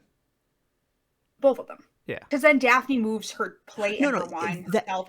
That stuff I get. Like, they're just going with what they know. Lady Coulson, was it? Yeah, something like that. Yeah. Colton. Yeah. 1. It's Miss Colton. Miss But she's Colton. not a lady. Right. She's a maid. 1. If Downton Abbey wasn't a thing, this would be Maggie Smith. Right? You know what I'm saying? Her character in Downton Abbey is so fucking But like, funny. you know what I'm saying? Like, if Downton Abbey didn't exist, Maggie Smith. Okay, 1, 2. Sorry, wait, really quick. A Downton Abbey thing that I keep meaning to tell you. So in the episode I'm watching right now, one of their friends comes in and is talking to not Maggie Smith's daughter-in-law, the woman of the house, Lady Danbury.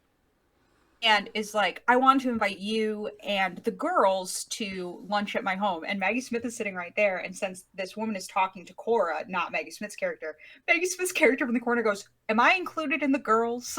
It's like, yeah, you dumb bitch. I love that. Like, she's so funny in the show. Like, there's another scene where like one of the girls marries an Irish guy. It's a whole fucking thing. And so they don't have a lot of money, and somebody pays for Sybil and her husband to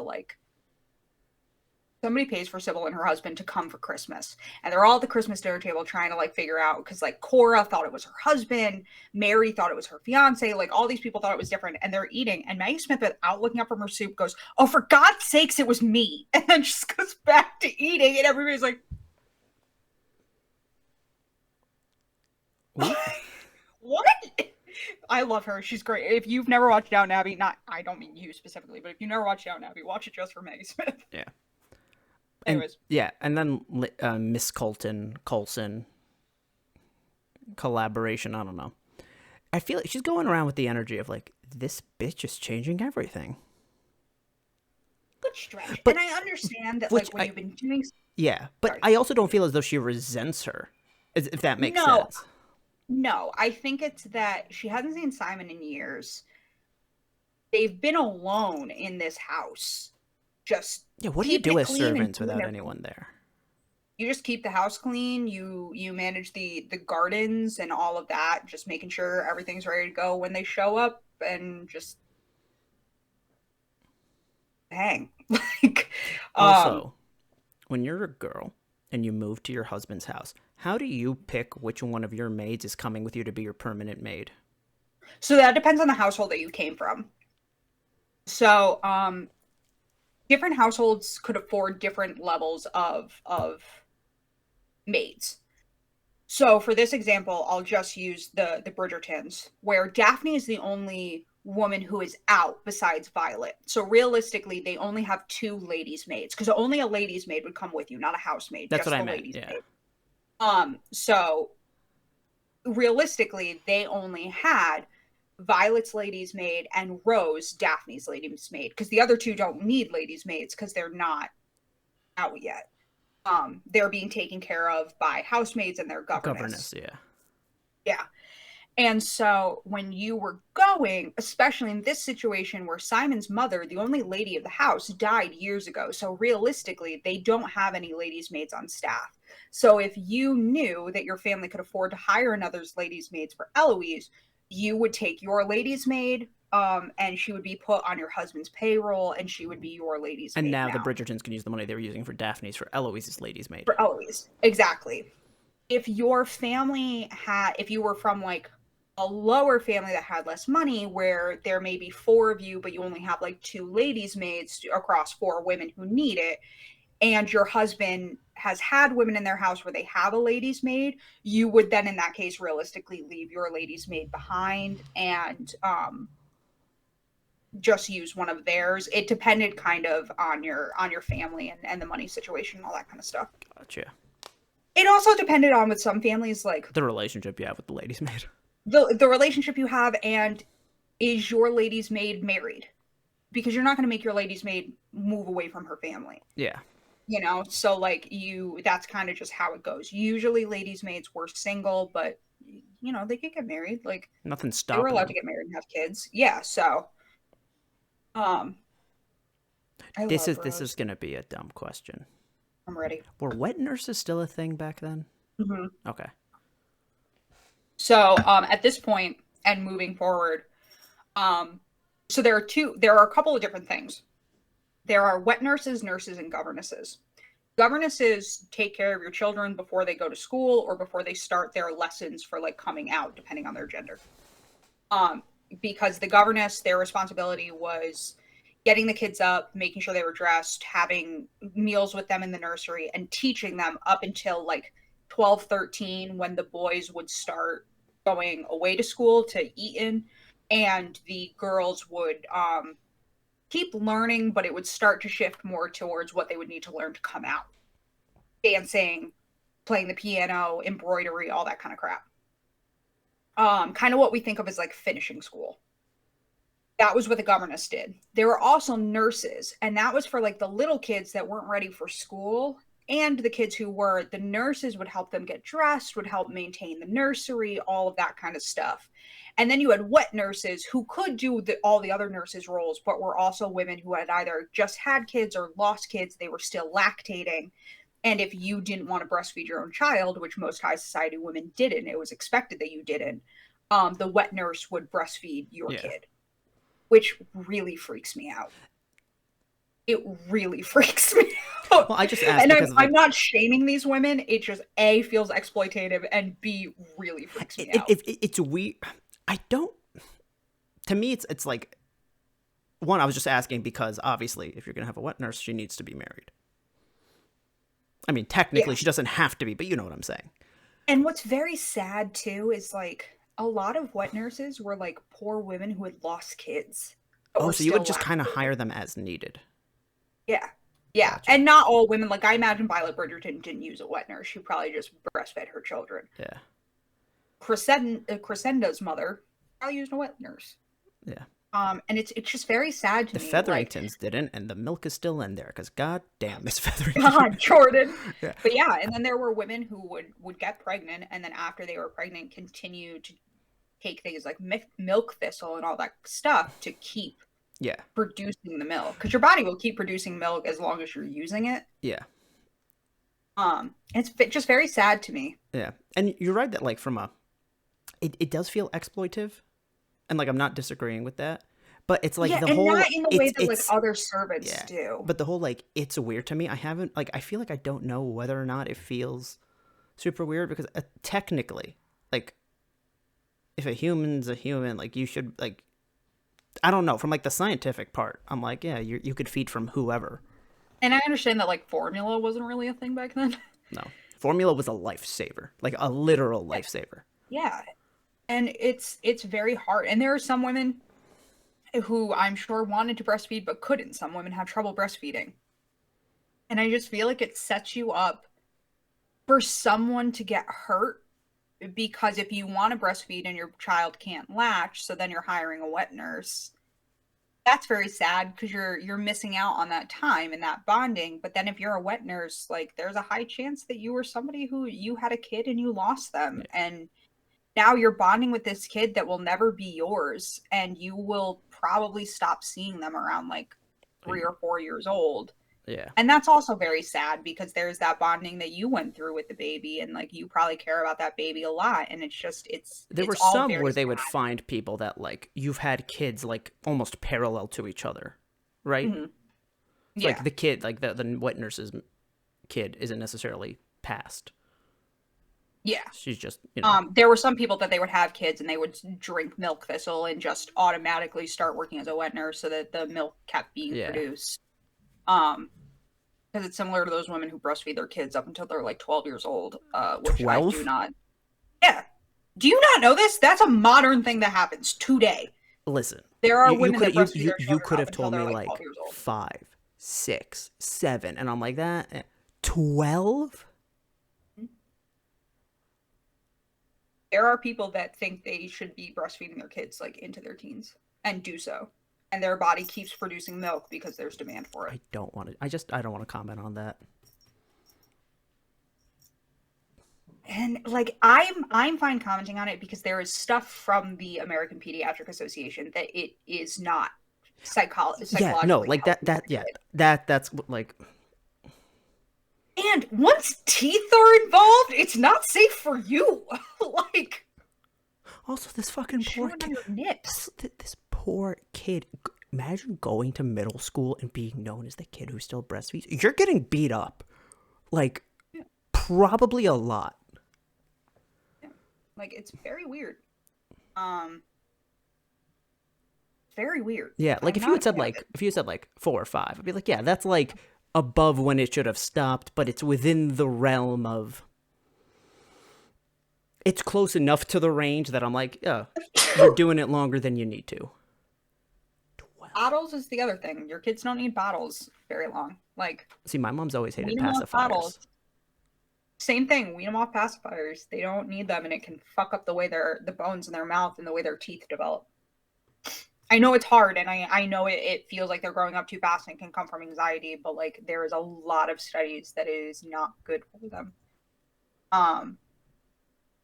Anyways, Colin is a dumb bitch and is the only one in the room that doesn't know he's getting played. When he announces that engagement, that entire garden knows he's getting fucking played, and except for him. And now this is the episode where I'm like, Anthony, I'm with you on this anxiety train. Now it's time to meddle. And when Anthony goes, like, I was done. And Anthony going up to his mom and being like, "Did you know about this?" You're smiling, and she's like, Let's just congratulate them. People looking there's people. Like, we're not about to go, you fucking what, in front of all these people. Yeah. Which, even today, someone proposes in public to you or to a family member, say yes. Act like you're happy till you're in private. Just for respect of the other person, yourself, everybody involved, say yes in public. Then privately break it off. In private. Yeah. Don't embarrass the person and say no in public. That's mean. Like. But if it's planned, like if you're planning to fake one for sympathy or like a free meal, I'll fucking do it. Yes, but in that case, I can't imagine. Unless you were doing it for sympathy, I can't imagine the girl saying no. In a plan. Yeah.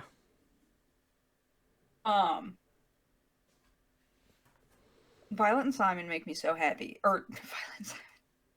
Daphne and Simon make me so happy, and I love the cover of Wildest Dreams. I love that cover and that they're just fucking all over. They are. It's so cute. Fucking like rabbits. Also, the music that plays, I didn't mention this before, the music that plays when they're having sex in the inn, it's not a cover, it's just like original music for the show. Please tell me it's called Is It In, but in is with two N's. No, I don't remember what I'm pulling it up right now because then you know what? Wasted opportunity. Fully wasted opportunity. How dare? Like, they made a point of the inn, and I just feel like there could have been a pun somewhere.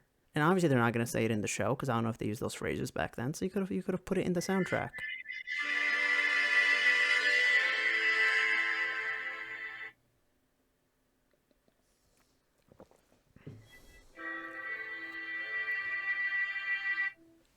What are we looking for here? I'm trying to get it to go to the right song. Is it? Oh, I know what it is. It is a cover. It's Strange. It's one of the covers. It's Strange. It's called Strange. Who's the original? I've never heard the song Strange. Chris Bowers wrote it. Who wrote all the music for the rest of the show. Him and Hilary Smith wrote it, but Vitamin String Quartet that played all the covers played Strange. Gotcha. And I want to dance around my wedding. I want it to be the last dance, or I want to walk down the aisle. I love that song. It's so pretty. Yeah, but it's the sex scene song. But you don't know that you know that listening to it. I know that listening to it. My future spouse would probably know that listening to it. But I'm just saying, don't make it what you walk down the aisle to, because you're gonna be thinking of that. No, yeah, I want it to probably be like my last dance song. Yeah, because then you're like, oh, this is the last one because we're about to go do what they did when this was playing. It's so pretty. I love it. This, and there's a song in the last episode that's my favorite piece overall that they composed for the show. But I love the music to the show. Also, there is a song from the Bridgerton soundtrack that I do want to walk down the aisle to, though. TV, I was lowering the volume during the sex scenes because I did not want just people walking past my room to hear whatever was coming out. I always thought of you. Not even lines is fine because lines implies it's a TV show. Yeah. But without the lines, all it sounds like is porn with a soundtrack. Love that. If I opened up a porn video one day and there is a violin orchestra score that is going to make me weep, I don't know. I'm clicking off. That's too much. Then we get the scene where Colin walks in again. Violet's ready to fucking shoot herself. Benedict has to play dad for a little while. What is he? He says, and so Gregory took something from Hyacinth, and she was like, he's always taking things from me. And Benedict goes, I thought I saw something in your pocket. If you have it, just give it back. And Gregory does that little boy thing where he just whips it at Hyacinth, which is such a 8-year-old boy thing to do, and it drives me crazy. Where they know they've been caught, so the only reaction they can have is anger. We were very dumb boys. But then he sees Con walking. He's like, and I think we have to go. And it's time for all of us to go. But yeah, he whips out and Benedict goes, Gregory! And is kind of scolding him and sees Colin's like, okay, we're all gonna go for a walk. He's like, no one's in trouble anymore. We just need to leave.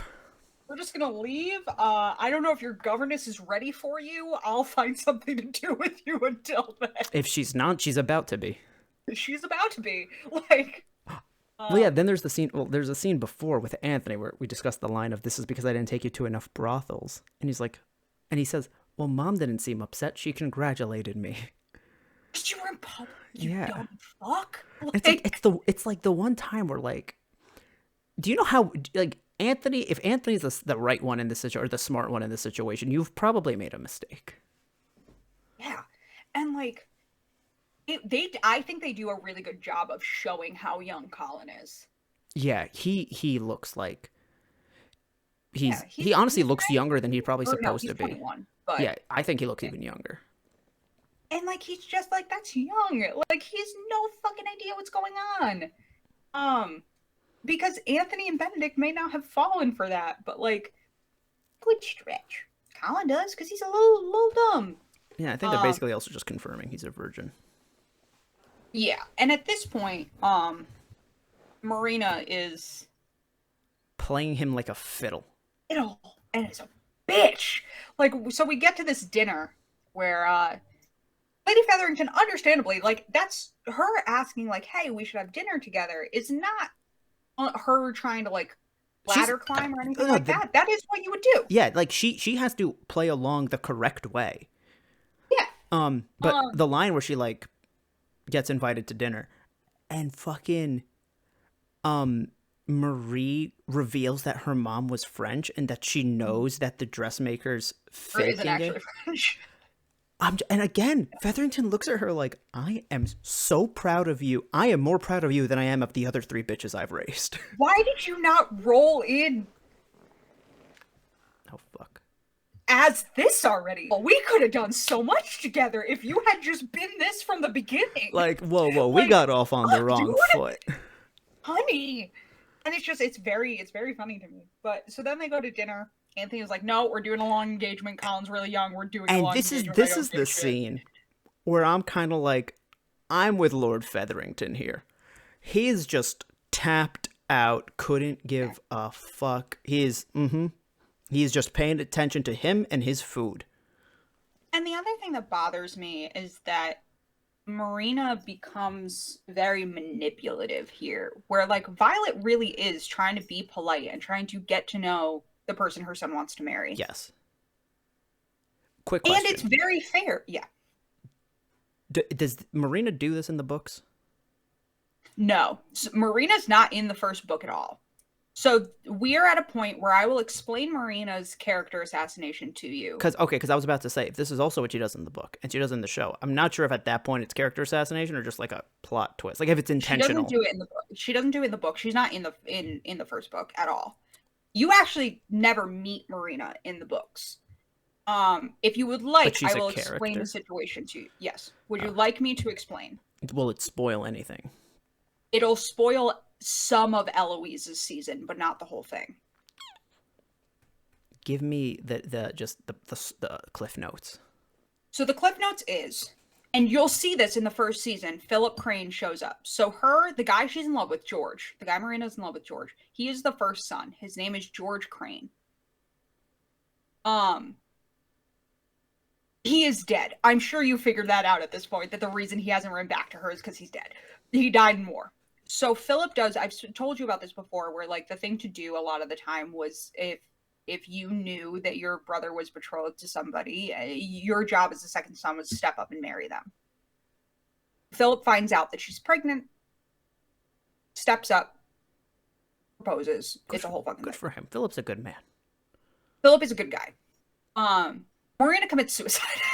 In the books? Yes. Marina walks into the lake and kills herself. And it's very much... Oh my god, she does an Ophelia. Yes. It's very much that she has her child, she misses George, her depression about George dying is too much. She can't bond with her kids. She commits suicide. So she's given birth at this point? In Eloise's book, she's given birth. But like, and okay. In the books, Marina is not a distant cousin of the Featheringtons. She's a distant cousin of the Bridgertons. And Eloise and Penelope were friendly with her and would write letters to her. Gotcha. She dies, and Eloise's book is called To Sir Philip with Love. And that's because after Marina dies, Eloise started writing to him, and she runs off to marry him. Which is also what I'm talking about, where they set up the next few seasons really well. Okay. Yeah. So that's the whole thing. That that's why she's all of a sudden mean, is because they need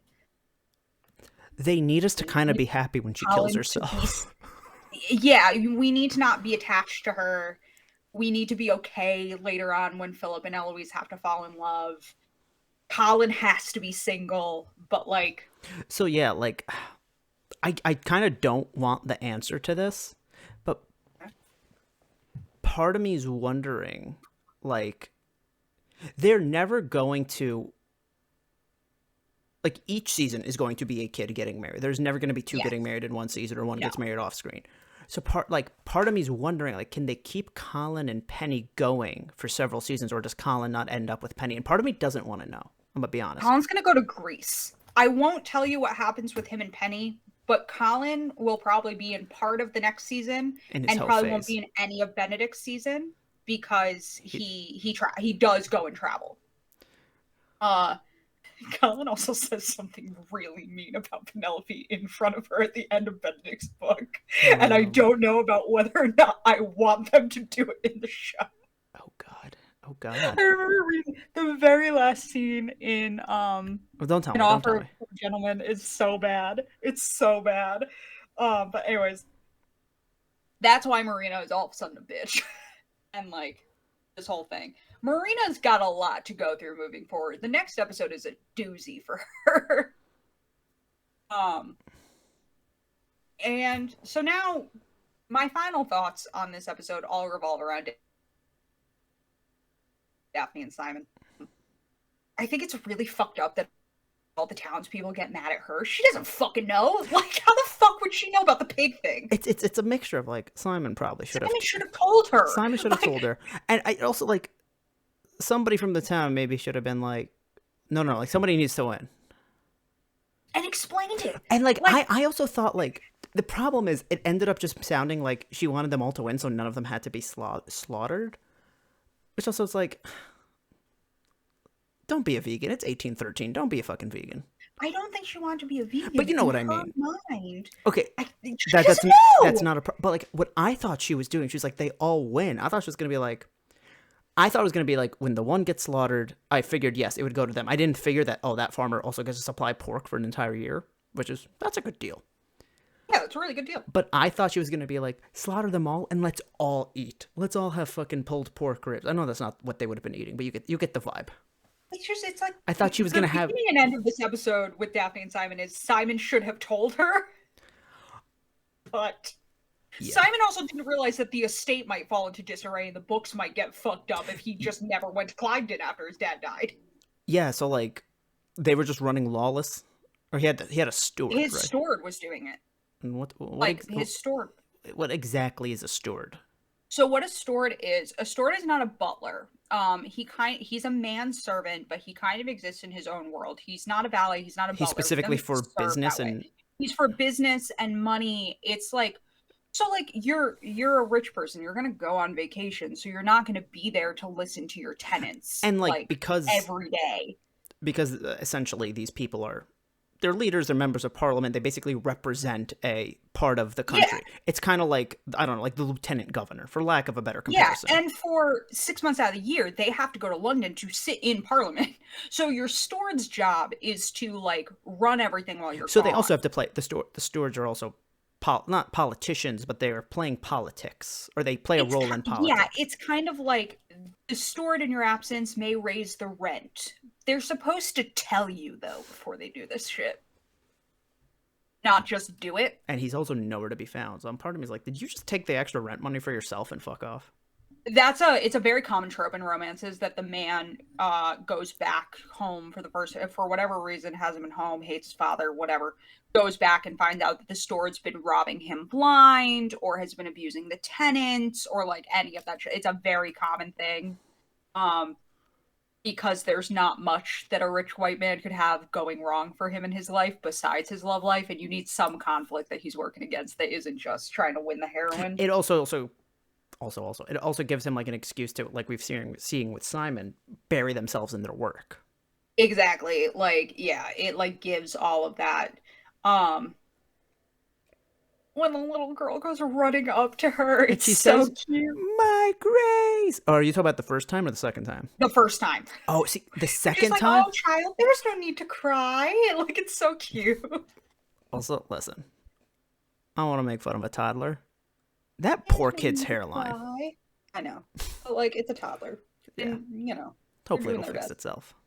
I also like the mom being like, where Daphne's like, I bet they could hear you all the way in London. And the mom goes, if not France. Because the mom is like, this is cute to you because you don't live with it. Yeah.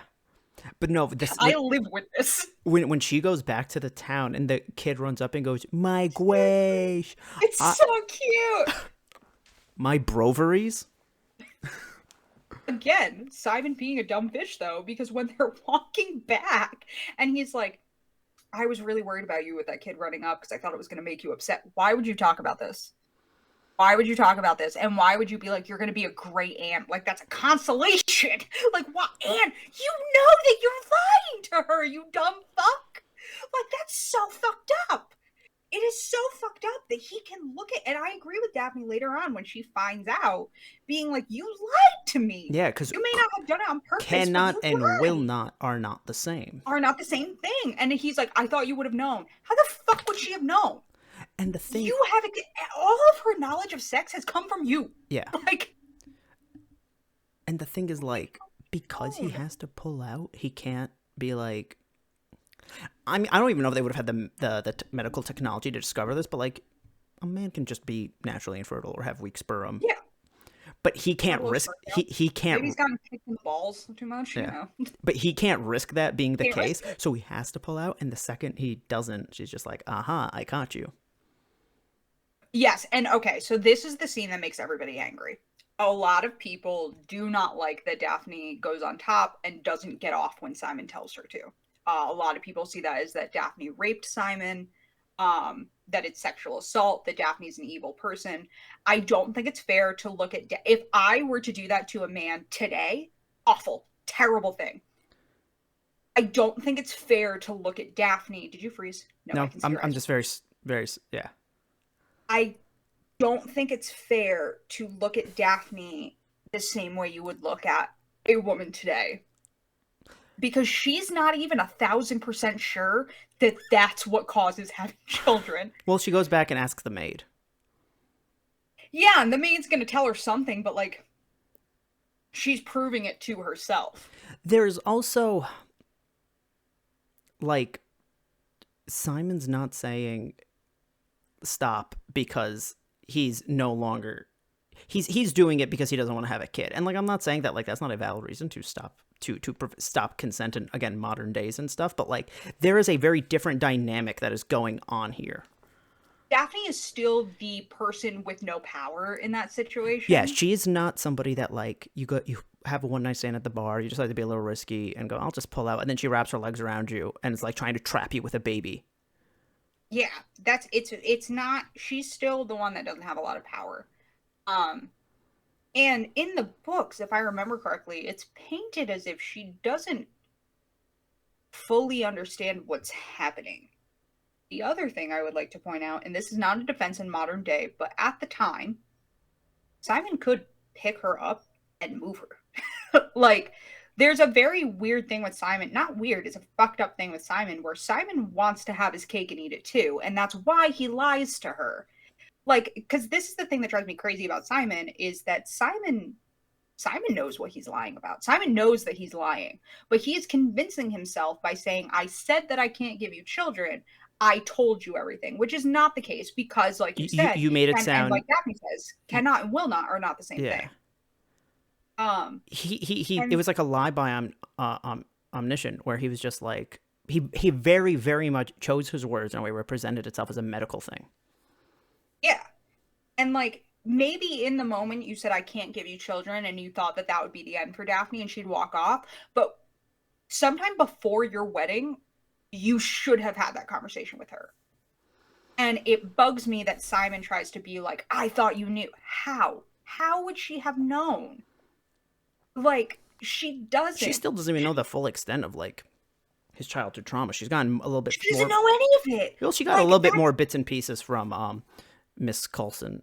From Miss Colton, yeah. She got that he did not have a happy childhood, and she knows that he doesn't have a happy relationship with his father, but she doesn't. And he was also very excited to be like, yeah, no, change the house. Make it pink. I don't care. Not with the house. I don't give a shit. Do whatever you want. Please change it. All I could think of, they cut to Miss Colton when he was like, oh, I don't care if you redecorate. In fact, please do. Like, I feel like Colton looks like Damien in Mean Girls when Lindsay Lohan breaks the crown. He's like, ah! Like, I feel like that's Miss Colton. She's like, oh, no, what? Yeah. So funny. But yeah, no, there's a very, very different dynamic there where I'm with you on this. I don't see it. Especially because he manipulates the situation a lot. Because when they're having this conversation about Ada and about that whole thing, he continues to act like he can't give her kids. And that's a very real thing where, like, I think it's very real where, like, I want to have kids, kind of, sort of, not really. I mean, I'm 25, so the idea of having a child right now is like, I'm one of those people where I'm like, what am I, a child bride? Like, I don't want kids. Like, I'd be a teen mom. Like, even though I'm in my mid-20s. I see. The thing is, I'm getting to. I mean, me and you are the same age, but like, I've known a few people that like, in my personal life, or like people that I went to high school with but I wasn't like friends with, like are starting to have kids, and part of me's always like, wait, is this a congratulations or a no shit? Like, what am I saying? We are now at that age where it's like, which one is it? The case I always make is, if you are watching this, again, Jordan, I don't know if this gets released on audio, so maybe you're only watching it. I don't know. What you see behind me is my entire apartment. My bed is right there. That's my bathroom. That's my little kitchen. This curtain thing is my closet. This is my entire apartment. What you see is what I couldn't have a kid here. I don't have the money to live in a bigger place right now. Like, yeah, I love my little studio apartment, but like, it's good for me and my 7.5 pound cat. Like, not a child. But I'm also one of those people where at this moment, I am not so hell-bent on having kids. Having kids is not so important to me. Where like, if I were really, really in love with someone and they said to me, hey, I can't have kids, it, like, legitimately they know that they're infertile or that something has happened, they can't have kids, I would debate still getting married, because having kids isn't super important to me. But misleading somebody like my sister, who always wanted to have kids and always wanted to be a mom, and she is a mom now of my nieces, and is getting her, like, her dream of being a stay-at-home mom and having kids and being married and all that stuff, that's different. That would be different for her. And it's Simon basically trapped her in a marriage based on a lie. Yeah. And like, Violet kind of says this, I think, in like the whatever episode they think she's about to go and have to marry Rat Man, where she's kind of like, that's like the best thing you can get out of a bad marriage is like, you still end up with kids. Like, even if you end up in a bad one. Very real sentiment too from that period of time, even up to the 1950s in America. Even if you were married to somebody you didn't like, you could throw yourself into your kids. Yeah, it was kind of like, again, I'm not saying I agree with it, but it was all you got. Yeah. And so now she's stuck with like, oh, well, what, I have to redecorate?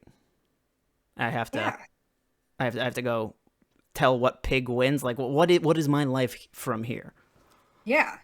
And then she tries to say, I want to sleep in my own bedroom. I don't want to be with you. And he's like, no, you have to sleep. Like, that's not okay. And that he's going to aggressively watch her until she has her period, and that's going to decide how their marriage continues. Like, Simon very much has all of the power in that situation.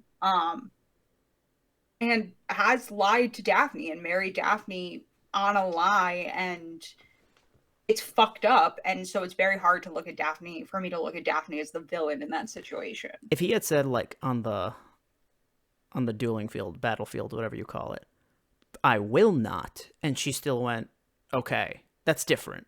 That's different. That's very different. But he didn't. He said, I can't.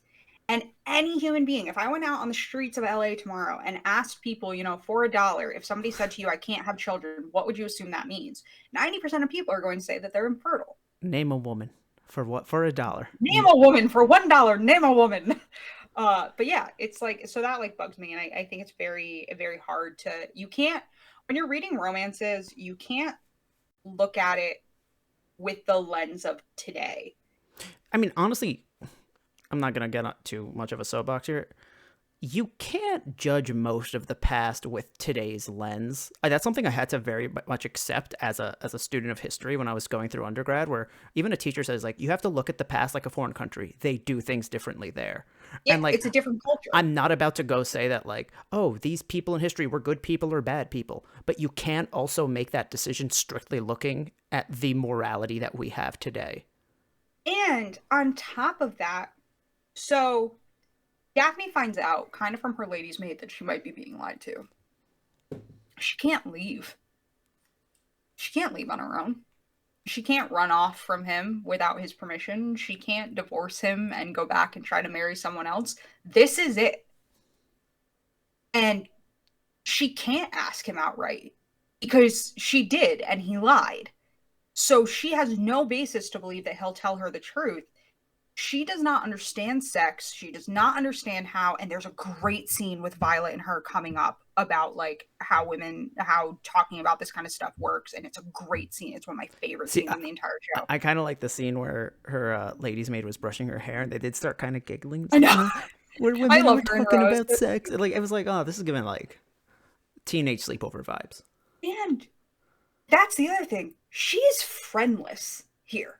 She knows 2 people outside of the people that work for her and her husband, and that is her maid that still works for her.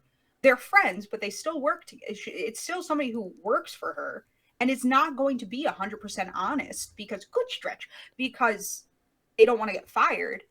And this one woman from the village who's been polite enough to be like, oh, hi, this is what you did wrong, this is why people are mad at you. Yeah. Also, like, I'm just making sure I got this right.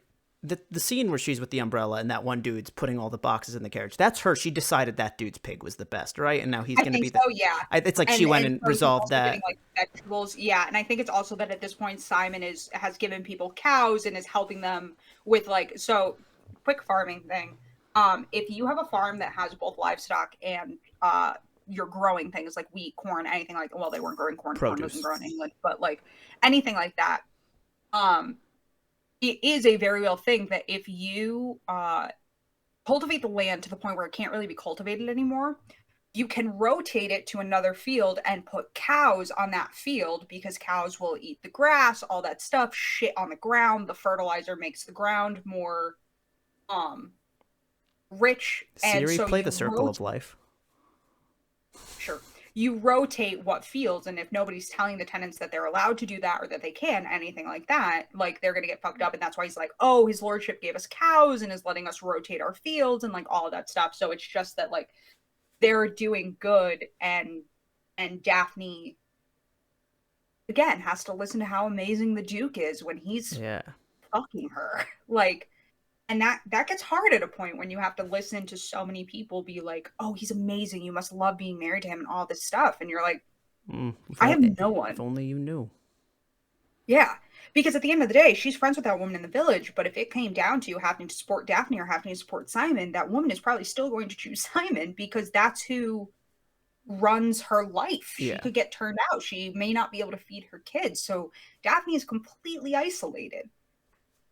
And that's scary. Like, and a lot of women alive today don't know what it's like. And I'm not saying I know either, but they don't know what it's like to be isolated with just your husband and having no one else. And that's really scary. I mean, having just a spouse in general, but then you go back then where one specific spouse had the power. I'm not saying that nowadays there isn't things in place that make it that way, but it's not as set in stone. Yeah. And like the example I will use is so my mom is from upstate New York. My dad is from Westchester. When they graduated college and were living together, engaged while my dad was getting his master's, they lived in Westchester where my mom had no friends because her entire life was in upstate New York. And she's talked about how like her and my dad had a very loving relationship and my dad was doing everything he could, but she was still very lonely. And like that it was very, very sad because there were hours where like, so my dad was working and in school, there were hours where she'd just be alone in their apartment after she had finished work with their cat, with their kitten. And like, that's scary and isolating. And imagine if she couldn't leave. Like my dad was like, manipulating her or anything like that, she could leave, but like in this situation Daphne can't go anywhere. Like it's just it's a lot. So we end this episode with also Lady Whistledown goes, fuck you, Marina. And Prince So Colin wants to run away. Colin wants to do the ye old equivalent of running to Vegas and getting eloped. Yes. So I made a note that I was going to have to explain this. Gretna Green. So whenever you read Regency era romance, it's set in England, all that kind of stuff. You hear a lot about Gretna Green because Gretna Green, I think it was a city or something like that. That it was just over the border from England into Scotland, where you get married because the laws were different in Scotland. So you get married very quickly. But their marriage still applied. But their marriage is still valid because Scotland is to this day England's. Like it still belongs to the UK.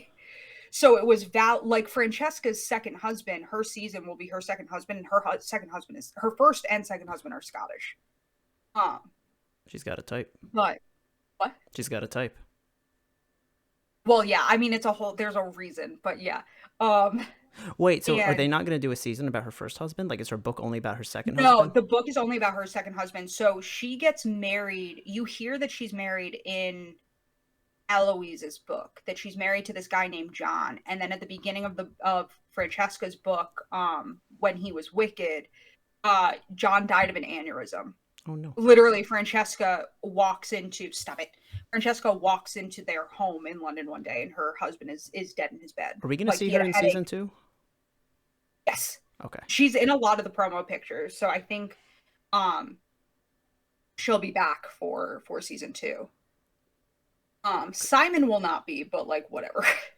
Oh no. I think they just have too many characters. I think they have too many characters. We don't get more beautiful man ass. No. Well, no, we'll get Anthony's beautiful man ass. I guess. We get Anthony. But wait, so is Daphne not going to be in season 2? Daphne will be, Simon won't be, and I don't know how much Daphne will be. Yeah, that's weird. Okay. Well, it's because most of that book takes place at Aubrey Hall during a summer garden party that they host, and Daphne has children at this point. There's a little bit of a time jump. Madam, she's visiting her brother now. Like her husband would be with her. I don't know. But he's got responsibilities. Like that's the whole thing. Is like it wasn't necessarily like that he could just up and go. Gotcha. It's also, to quote John Oliver when this news was announced, if you read the books, you realize that Bridgerton is a generational story, and that as time moves forward, the previous siblings tend to matter less, except for Anthony and his wife. They always matter just because they're the Viscount and the Viscountess. So, like, Anthony when did still John has Oliver to say this? So the news that Simon wasn't going to be in season 2 dropped about 6 months after I watched it. So it would have been any show that took place. It would have been one of John Oliver's shows that took place in, I think it was like March 2020, right before the pandemic, because he was in the old studio. That might be why you don't remember it. It was probably a joke that flew right over my head. Well, yeah, there's that too. But he won't be in it. He's hoping to return later on. And I know how the Viscount Who Loved Me goes, and Simon's only in one scene in the book. Daphne and Simon are in one scene, and I think he has 4 lines. Regine Paul has blown up because of this show, and I think Bridgerton, the producers, didn't want to be like, hey, you can't do any projects because we need you for like 2 days. I think they wanted him to be able to go do the projects that he was being offered and wanted to do, because he's got another show coming out soon. Yeah.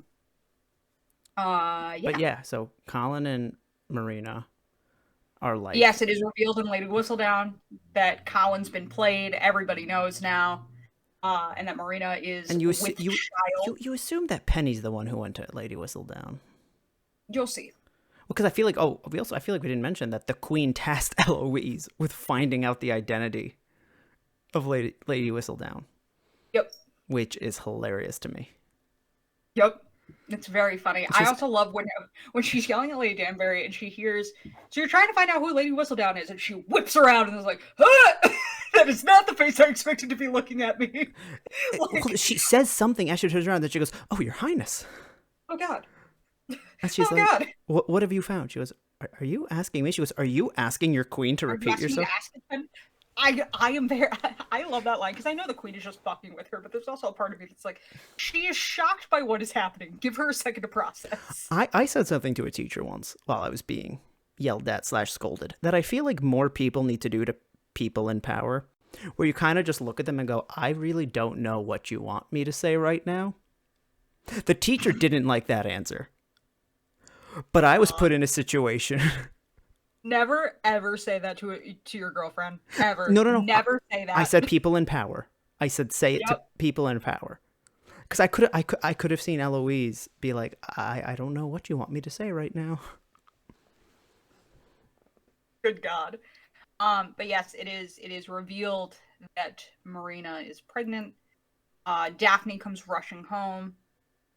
Partly to get away from her husband, but also because she is right. She needs to go. Like, they carry the biggest weight now, so they need to go, like, be there.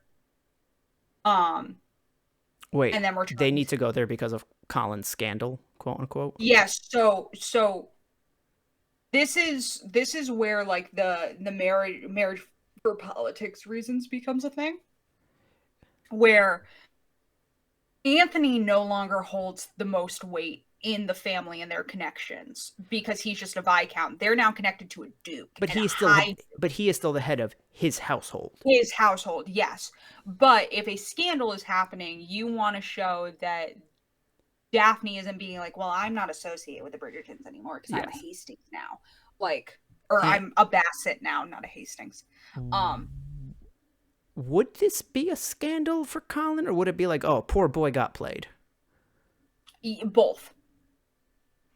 It's like, it would be both. Because he's dumb enough to get played. Is it a scandal? Yeah, dude, that he's dumb enough to get played. Like, it's more of a scandal for the Featheringtons, but it's kind of like, I think one of Lady Whistledown's lines is, when a scandal happens, it also the tar also hits the people closest by. Is that just because your name appeared, it's also, and if Colin hadn't been a dumb fuck and hadn't announced the engagement at a garden party just the entire world, and had done it normally. Is everyone's assumption going to be that the kid's his? Yeah, because that's the other thing that you get into is, well, is it really not his, or is it his? And, like, that's why they talk later on. Well, they gotta wait 6 months and hope it comes out looking Spanish. Because they didn't have paternity tests. No. By the way, did you see the thing I sent you on Twitter today of some guy saying, am I the asshole for calling my friend an idiot because he wants this woman to get a maternity test? Yeah, I saw that, and, like, that really, there are men that think that is a thing, and it, like, I don't understand. I feel like once, maybe when I was, like, 17, I was just like, why isn't there? Oh, yeah, no, that's why. Like, it's one of those things where, like, you think of something for a second. Like, you ever answer your own question while you're thinking of it? Yes. I feel like we've all had that moment with maternity tests. I'm not gonna lie. Not with maternity. I'm female, so no. Well, yeah. Men may have all had that moment. Women, but do not. I feel like if it goes beyond the, oh, I just answered my own question, there's an issue. Yeah. Yeah. So and Daphne's going to arrange the meeting between them so that Colin can. To be honest with you, I don't remember what Colin does. Yeah, it's also. I remember what happens in the next 2 episodes with Daphne and Simon. I don't remember I remember what happens with Marina at the very end, but I don't remember what happens with Colin. And now it's like the Bridgertons and the Featheringtons are no longer frenemies; they are enemies. Yeah, and that's kind of just unfortunately how it has to go. Oh, the fucking Featherington daughters trying to sing. Oh my god, so bad! It's so bad. Anthony leaning forward to, like, touch his mom, and Violet's like, we're not going to do this. Wait till they leave. Shush. And I love when Colin's like, they're in the hallway. It's him, Penny, and Marina. And Colin goes, no, it's funny. The further away I get from the piano, the more like a party. And again, Lord Featherington is just zoned out. He's like, yeah, my daughter sounds like shit. I'm going to read my newspaper at someone else's house. I also love the line with the other two sisters. With Prudence and the actress's name is Polly. I can't, or is that the character name? They kind of look like Walmart brand Kirsten Shaw. Sure. Polly, Prudence, and Penelope, I think, is the names. But anyways, when Prudence and Polly are sitting and they're talking to Marina, and they're like, do you think Colin would introduce us to his friends? And Marina's like, of course, I think our fortunes are going to get better. Marina leaves. Polly looks at Prudence and goes, you know that baby is going to be beautiful because of the two of them. And Prudence is like, he's not the father. And she's like, oh, I forgot. Sorry. And I just love that moment of, oh, yep, I totally forgot. But also, does that imply that they know how babies are made? Yeah, they might. When you're living with a pregnant woman, I think, who is not married, and you've grown up your entire life thinking that the only way you can be married or pregnant is if you're married, I think Lady Featherington might have had to speed up that conversation. Yeah. And have that conversation a little bit sooner. Yeah, because that's the other thing is, when Penelope's outside the door and she hears them plotting, she's like, oh, you're going to seduce him. Penelope kind of reacts in a way that she understands what that means. Yeah. And I think that's because Featherington, had to kind of unfortunately give the explanation. The scene where she walks into the Bridgerton yard sobbing, and Eloise is just sitting on the swing. And it's like, yeah, they didn't talk since their fight, and they kind of avoid each other at the reception. But then she runs to her. It's like, oh. It's a very, I think most women can relate to a time where your friend just walks up and bursts into tears, and you have to like do that thing where you like jump up and run to them and are like, you're good, you're safe, what's going on? I will help you, but you need to calm down enough to like... You've called me like that before. I love you, dearly. Yeah. I'm not here to put you on the spot. No, it's fine. I've called you crying before. If it wasn't abundantly clear to the shared screens listeners, Jordan is my best friend, and I call him crying all the time. Oh god. In college I used to sit in my bathtub crying about Eloise also like isn't an idiot compared to some other people. She realizes that Penny loves her brother, right? Her I own. Hope so. Like from Eloise's, her brother, not Penelope loves her brother. Yes. I think all except for Colin know. And Colin's just too young for any of them to have to worry about it. But Marina also fucking didn't pick up on it. Because here's the thing. Penny and Colin have been friends since they were very young. Okay, yeah. Because I feel like the other two sisters know and just don't care enough about their sister's feelings. And that it's also like, it's an unfortunate thing where like, you can have the biggest crush you want on somebody, but doesn't mean they're going to reciprocate it. Feelings, and there's nothing, I think, I don't want to assume that they're trying to not be cruel, but there's also like nothing else you can really say. And Marina's a bitch when she's like, I'll be the woman and I'll deliver this news to you since no one else will. Yeah, and she's like, if I have to hurt you in the way, it's worth it. I'm sorry. Like, she's like, I'm making the tough decisions. It's like, damn, you really did become Lady Featherington. Yeah, it's so fucked up. And she just does not care anymore that, like, they faked a letter. Yeah. It's like, whatever, I don't care. I got Colin. It's so weird. Hi, honey. So yeah, going into next season, we will see Colin and Marina dealing with this scandal. We will... Ouch! Hang on. I think I just ripped my headphone out. You mean going into the next episodes? We still have 2 episodes left this season. Yes, going into the next 2 episodes, we get Colin and Marina wrapping up their storyline. Things with the Featheringtons get more dramatic than they are right now. We get to see the fallout of the whole Simon and Daphne thing. And we will see that resolved. We see some really great setup for the next few seasons. Oh, I remember the other plotline that I wanted to let you know is not in the books. All of Benedict's plotline. Benedict is barely in the first book. And so they're like, gotta give him something to do. And it's that him being an artist is really important in his book. So they kind of started sowing the seeds. They need to establish early on he's an artist, and his like agony, for lack of a better term, over being a second born and what that means for him is a big theme in his book. It's not agony, but I can't think of a better word. Benefit, but also like figuring out what that means and where that leaves him in responsibility to the rest of his siblings. Does it also kind of like what is the line of being a second son? Like, because you obviously can't be a complete hedonist and can't be a degenerate. He is still required to get married to a respectable woman and figure out a way to make at least some of his own money. Which, if you haven't figured it out by now, he will make some of his own money being an artist. Yeah, because nobody's looking at the dude. I mean, he has that artist life in secret, but publicly people look at him as like one of the respectable artists. They don't view him the way they do like actresses and other painters. Yeah. So, that's kind of like Benedict's thing. I also realized I need to look into it, but canonically, off screen, Benedict may have already met his spouse and not known it yet. Because Benedict meets his spouse years before they actually get married, but it's at a masquerade, so he doesn't know. Like, did they have a moment, or was it just like a, oh, hey? Yeah, they had a moment. Okay. They had, like, a secret moment, and both of them were masked, and, like... I thought it was one of the things where it's like, I don't know, maybe she was like, he bumped into her and was like, oh, sorry, and, like, never would have known.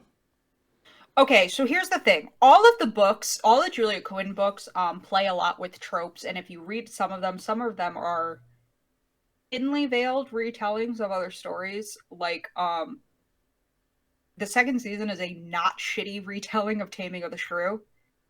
Are you implying 10 Things I Hate About You is a shitty telling? No, I'm saying that Taming of the Shrew is shitty. Oh. And that 10 Things I Hate About You and The Viscount Who Loved Me are two of the only good adaptations of that story. I don't even know the story. I've just seen 10 Things I Hate About You. I don't know Taming of the Shrew. The real Taming of the Shrew is fucked up. He literally starves Cat to make her... So when they say shrew, they are not referring to the bird. They are referring to how you refer to women as a shrew, like that really fucked up way to refer to women. And it's literally that Cat just has opinions, and so all these other men want to marry. She? Yeah, all these other men want to marry Bianca, but can't until Cat's married off. And so Petruchio, which is the actual name of the hero in Taming of the Shrew, he embarrasses her constantly leading up to their marriage. He starves her. He doesn't let her sleep. Like, he does all of this stuff. Jesus basically. Christ. And the play ends with her giving a whole monologue to Bianca, because Bianca's now married, and it's really that she's a disobedient wife, and Kat gives this whole monologue about how your life is better if you just let your husband do everything, and if you're just obedient to your husband and let him rule your entire life. It's a super fucked up play. But then in 10 Things I Hate About You, they make it not bad and actually very cute. And in The Viscount Who Loved Me, which is the name of Anthony's book, it's very clearly a not shitty retelling, like down to the point, like his wife is named Kate. Her name is Catherine. She has the younger sister that's considered prettier, all that kind of shit. And Benedict's is kind of like a Cinderella retelling, a not shitty Cinderella retelling. Is he the prince or is he Cinderella? He is the prince. He is not Cinderella. Hey, why not? You know? I don't think... Has there ever been an adaptation of Cinderella where the dude's Cinderella? Like, there has to be, right? I think there's one, like this is going to sound bad, and I don't mean it to sound the way it's about to come out, but I think there's a gay retelling where a dude is Cinderella, and I'm sure there's something else where, like... There has to be a version where the guy's Cinderella. Yeah, but this is not it. Benedict is the prince in this situation, and Sophie is Cinderella. The rest of them aren't really I think it's just those two that are clearly, of the Bridgerton series, that are clearly retellings of, like, kind of older myths. Some people make the argument that Gregory's book is a retelling of Romeo and Juliet. I don't really see, but with a happy ending. I don't really see it that way. But that's also my least favorite book. So, like, gotcha. Who the fuck knows? And none of them are retellings of modern? Like, Eloise's isn't just, like 50 First Dates? No. No, these books existed before 50 First Dates. Are they that old? I think the first one was published in, like, the early 2000s. I don't know when 50 First Dates came out. 2003-ish? Okay, so let's say, for argument's sake, 50 First Dates came out in 2003, right? Let me see here. Could you get out of here? It's a good romantic comedy. I've just never seen it. But you know me, I don't love Adam Sandler as an actor. No. Drew Barrymore does. She's done 3 movies with him and goes, he's the best. Get out of here. I'm sure that he's a very nice man. Yeah, no, that's come out a lot, is that, like, he's just incredibly nice, and Drew Barrymore's like, he's kind of the reason I didn't end up as fucked up as I could have. Yeah, because Drew Barrymore was rolling down the Robert Downey Jr. path for a little while. Yeah. The first Bridgerton book came out in... Not Little Fires Everywhere. It's a very different story. Oh, I'm wrong. The first book came out in 2006. Yeah, okay. Boom. We're going to get a 50 First Dates adaptation. Or a Wedding Singer adaptation. Stop it. Yeah, and then I think they were published, like, once a year for the next 8 years. Oh, no, she published the first 2 within the same year. I mean, I feel like once she got it down, she basically had them all planned out. You know what's really sad? So, this is the cover of Benedict's book. Oh, yeah, no, that's Cinderella. Cover. I didn't put it together until the end of the book that it was a Cinderella retelling. I didn't think anything of the cover because, like, I don't know, Anthony's cover's stupid. It has nothing to do with anything. It's just a gazebo. Like, so I wasn't really paying a lot of attention to the book covers. I won't comment because I guess if the covers haven't been super on the nose so far. This isn't not understanding that Hydro is Nazis or that Gen 6 Pokemon takes place in France. I'm calling out two very specific people here. They know who they are. Yeah. But yeah, so we will see you next week for the final episode. And guys, we got something planned. Oh, we have something planned. We have something planned. If you like the way we break down the Bridgerton episodes and want more of it, and you're a fan of the MCU, you can check out me and Jordan's other podcast with our friend Victoria, Marvel School for Dummies. We release on Mondays. Jordan and I are both in school, so it's not always consistent, but we do release on Mondays, and you can follow that show on Instagram and Twitter at Marvel Pod or Marvel School for Dummies Pod. What is it called? Well, the link will be in the description. Yeah, the links will be in the description. Other than that, check out the rest of the shit we got coming from Shared Screens. Keep an eye on our Twitter. We're planning something really exciting for March 12th. Yes, that's the date. Yeah, is there anything else that we need to promote? Remember to like, comment, Remember, subscribe, follow us on Twitter. Share things. If you have opinions on things, tweet them at me. I love to talk about this show. Yeah, other than that, we will see you next week for our final tea in the final 2 episodes of the first season of Bridgerton. Thank you so much for joining us and have a lovely evening. Bye. Bye.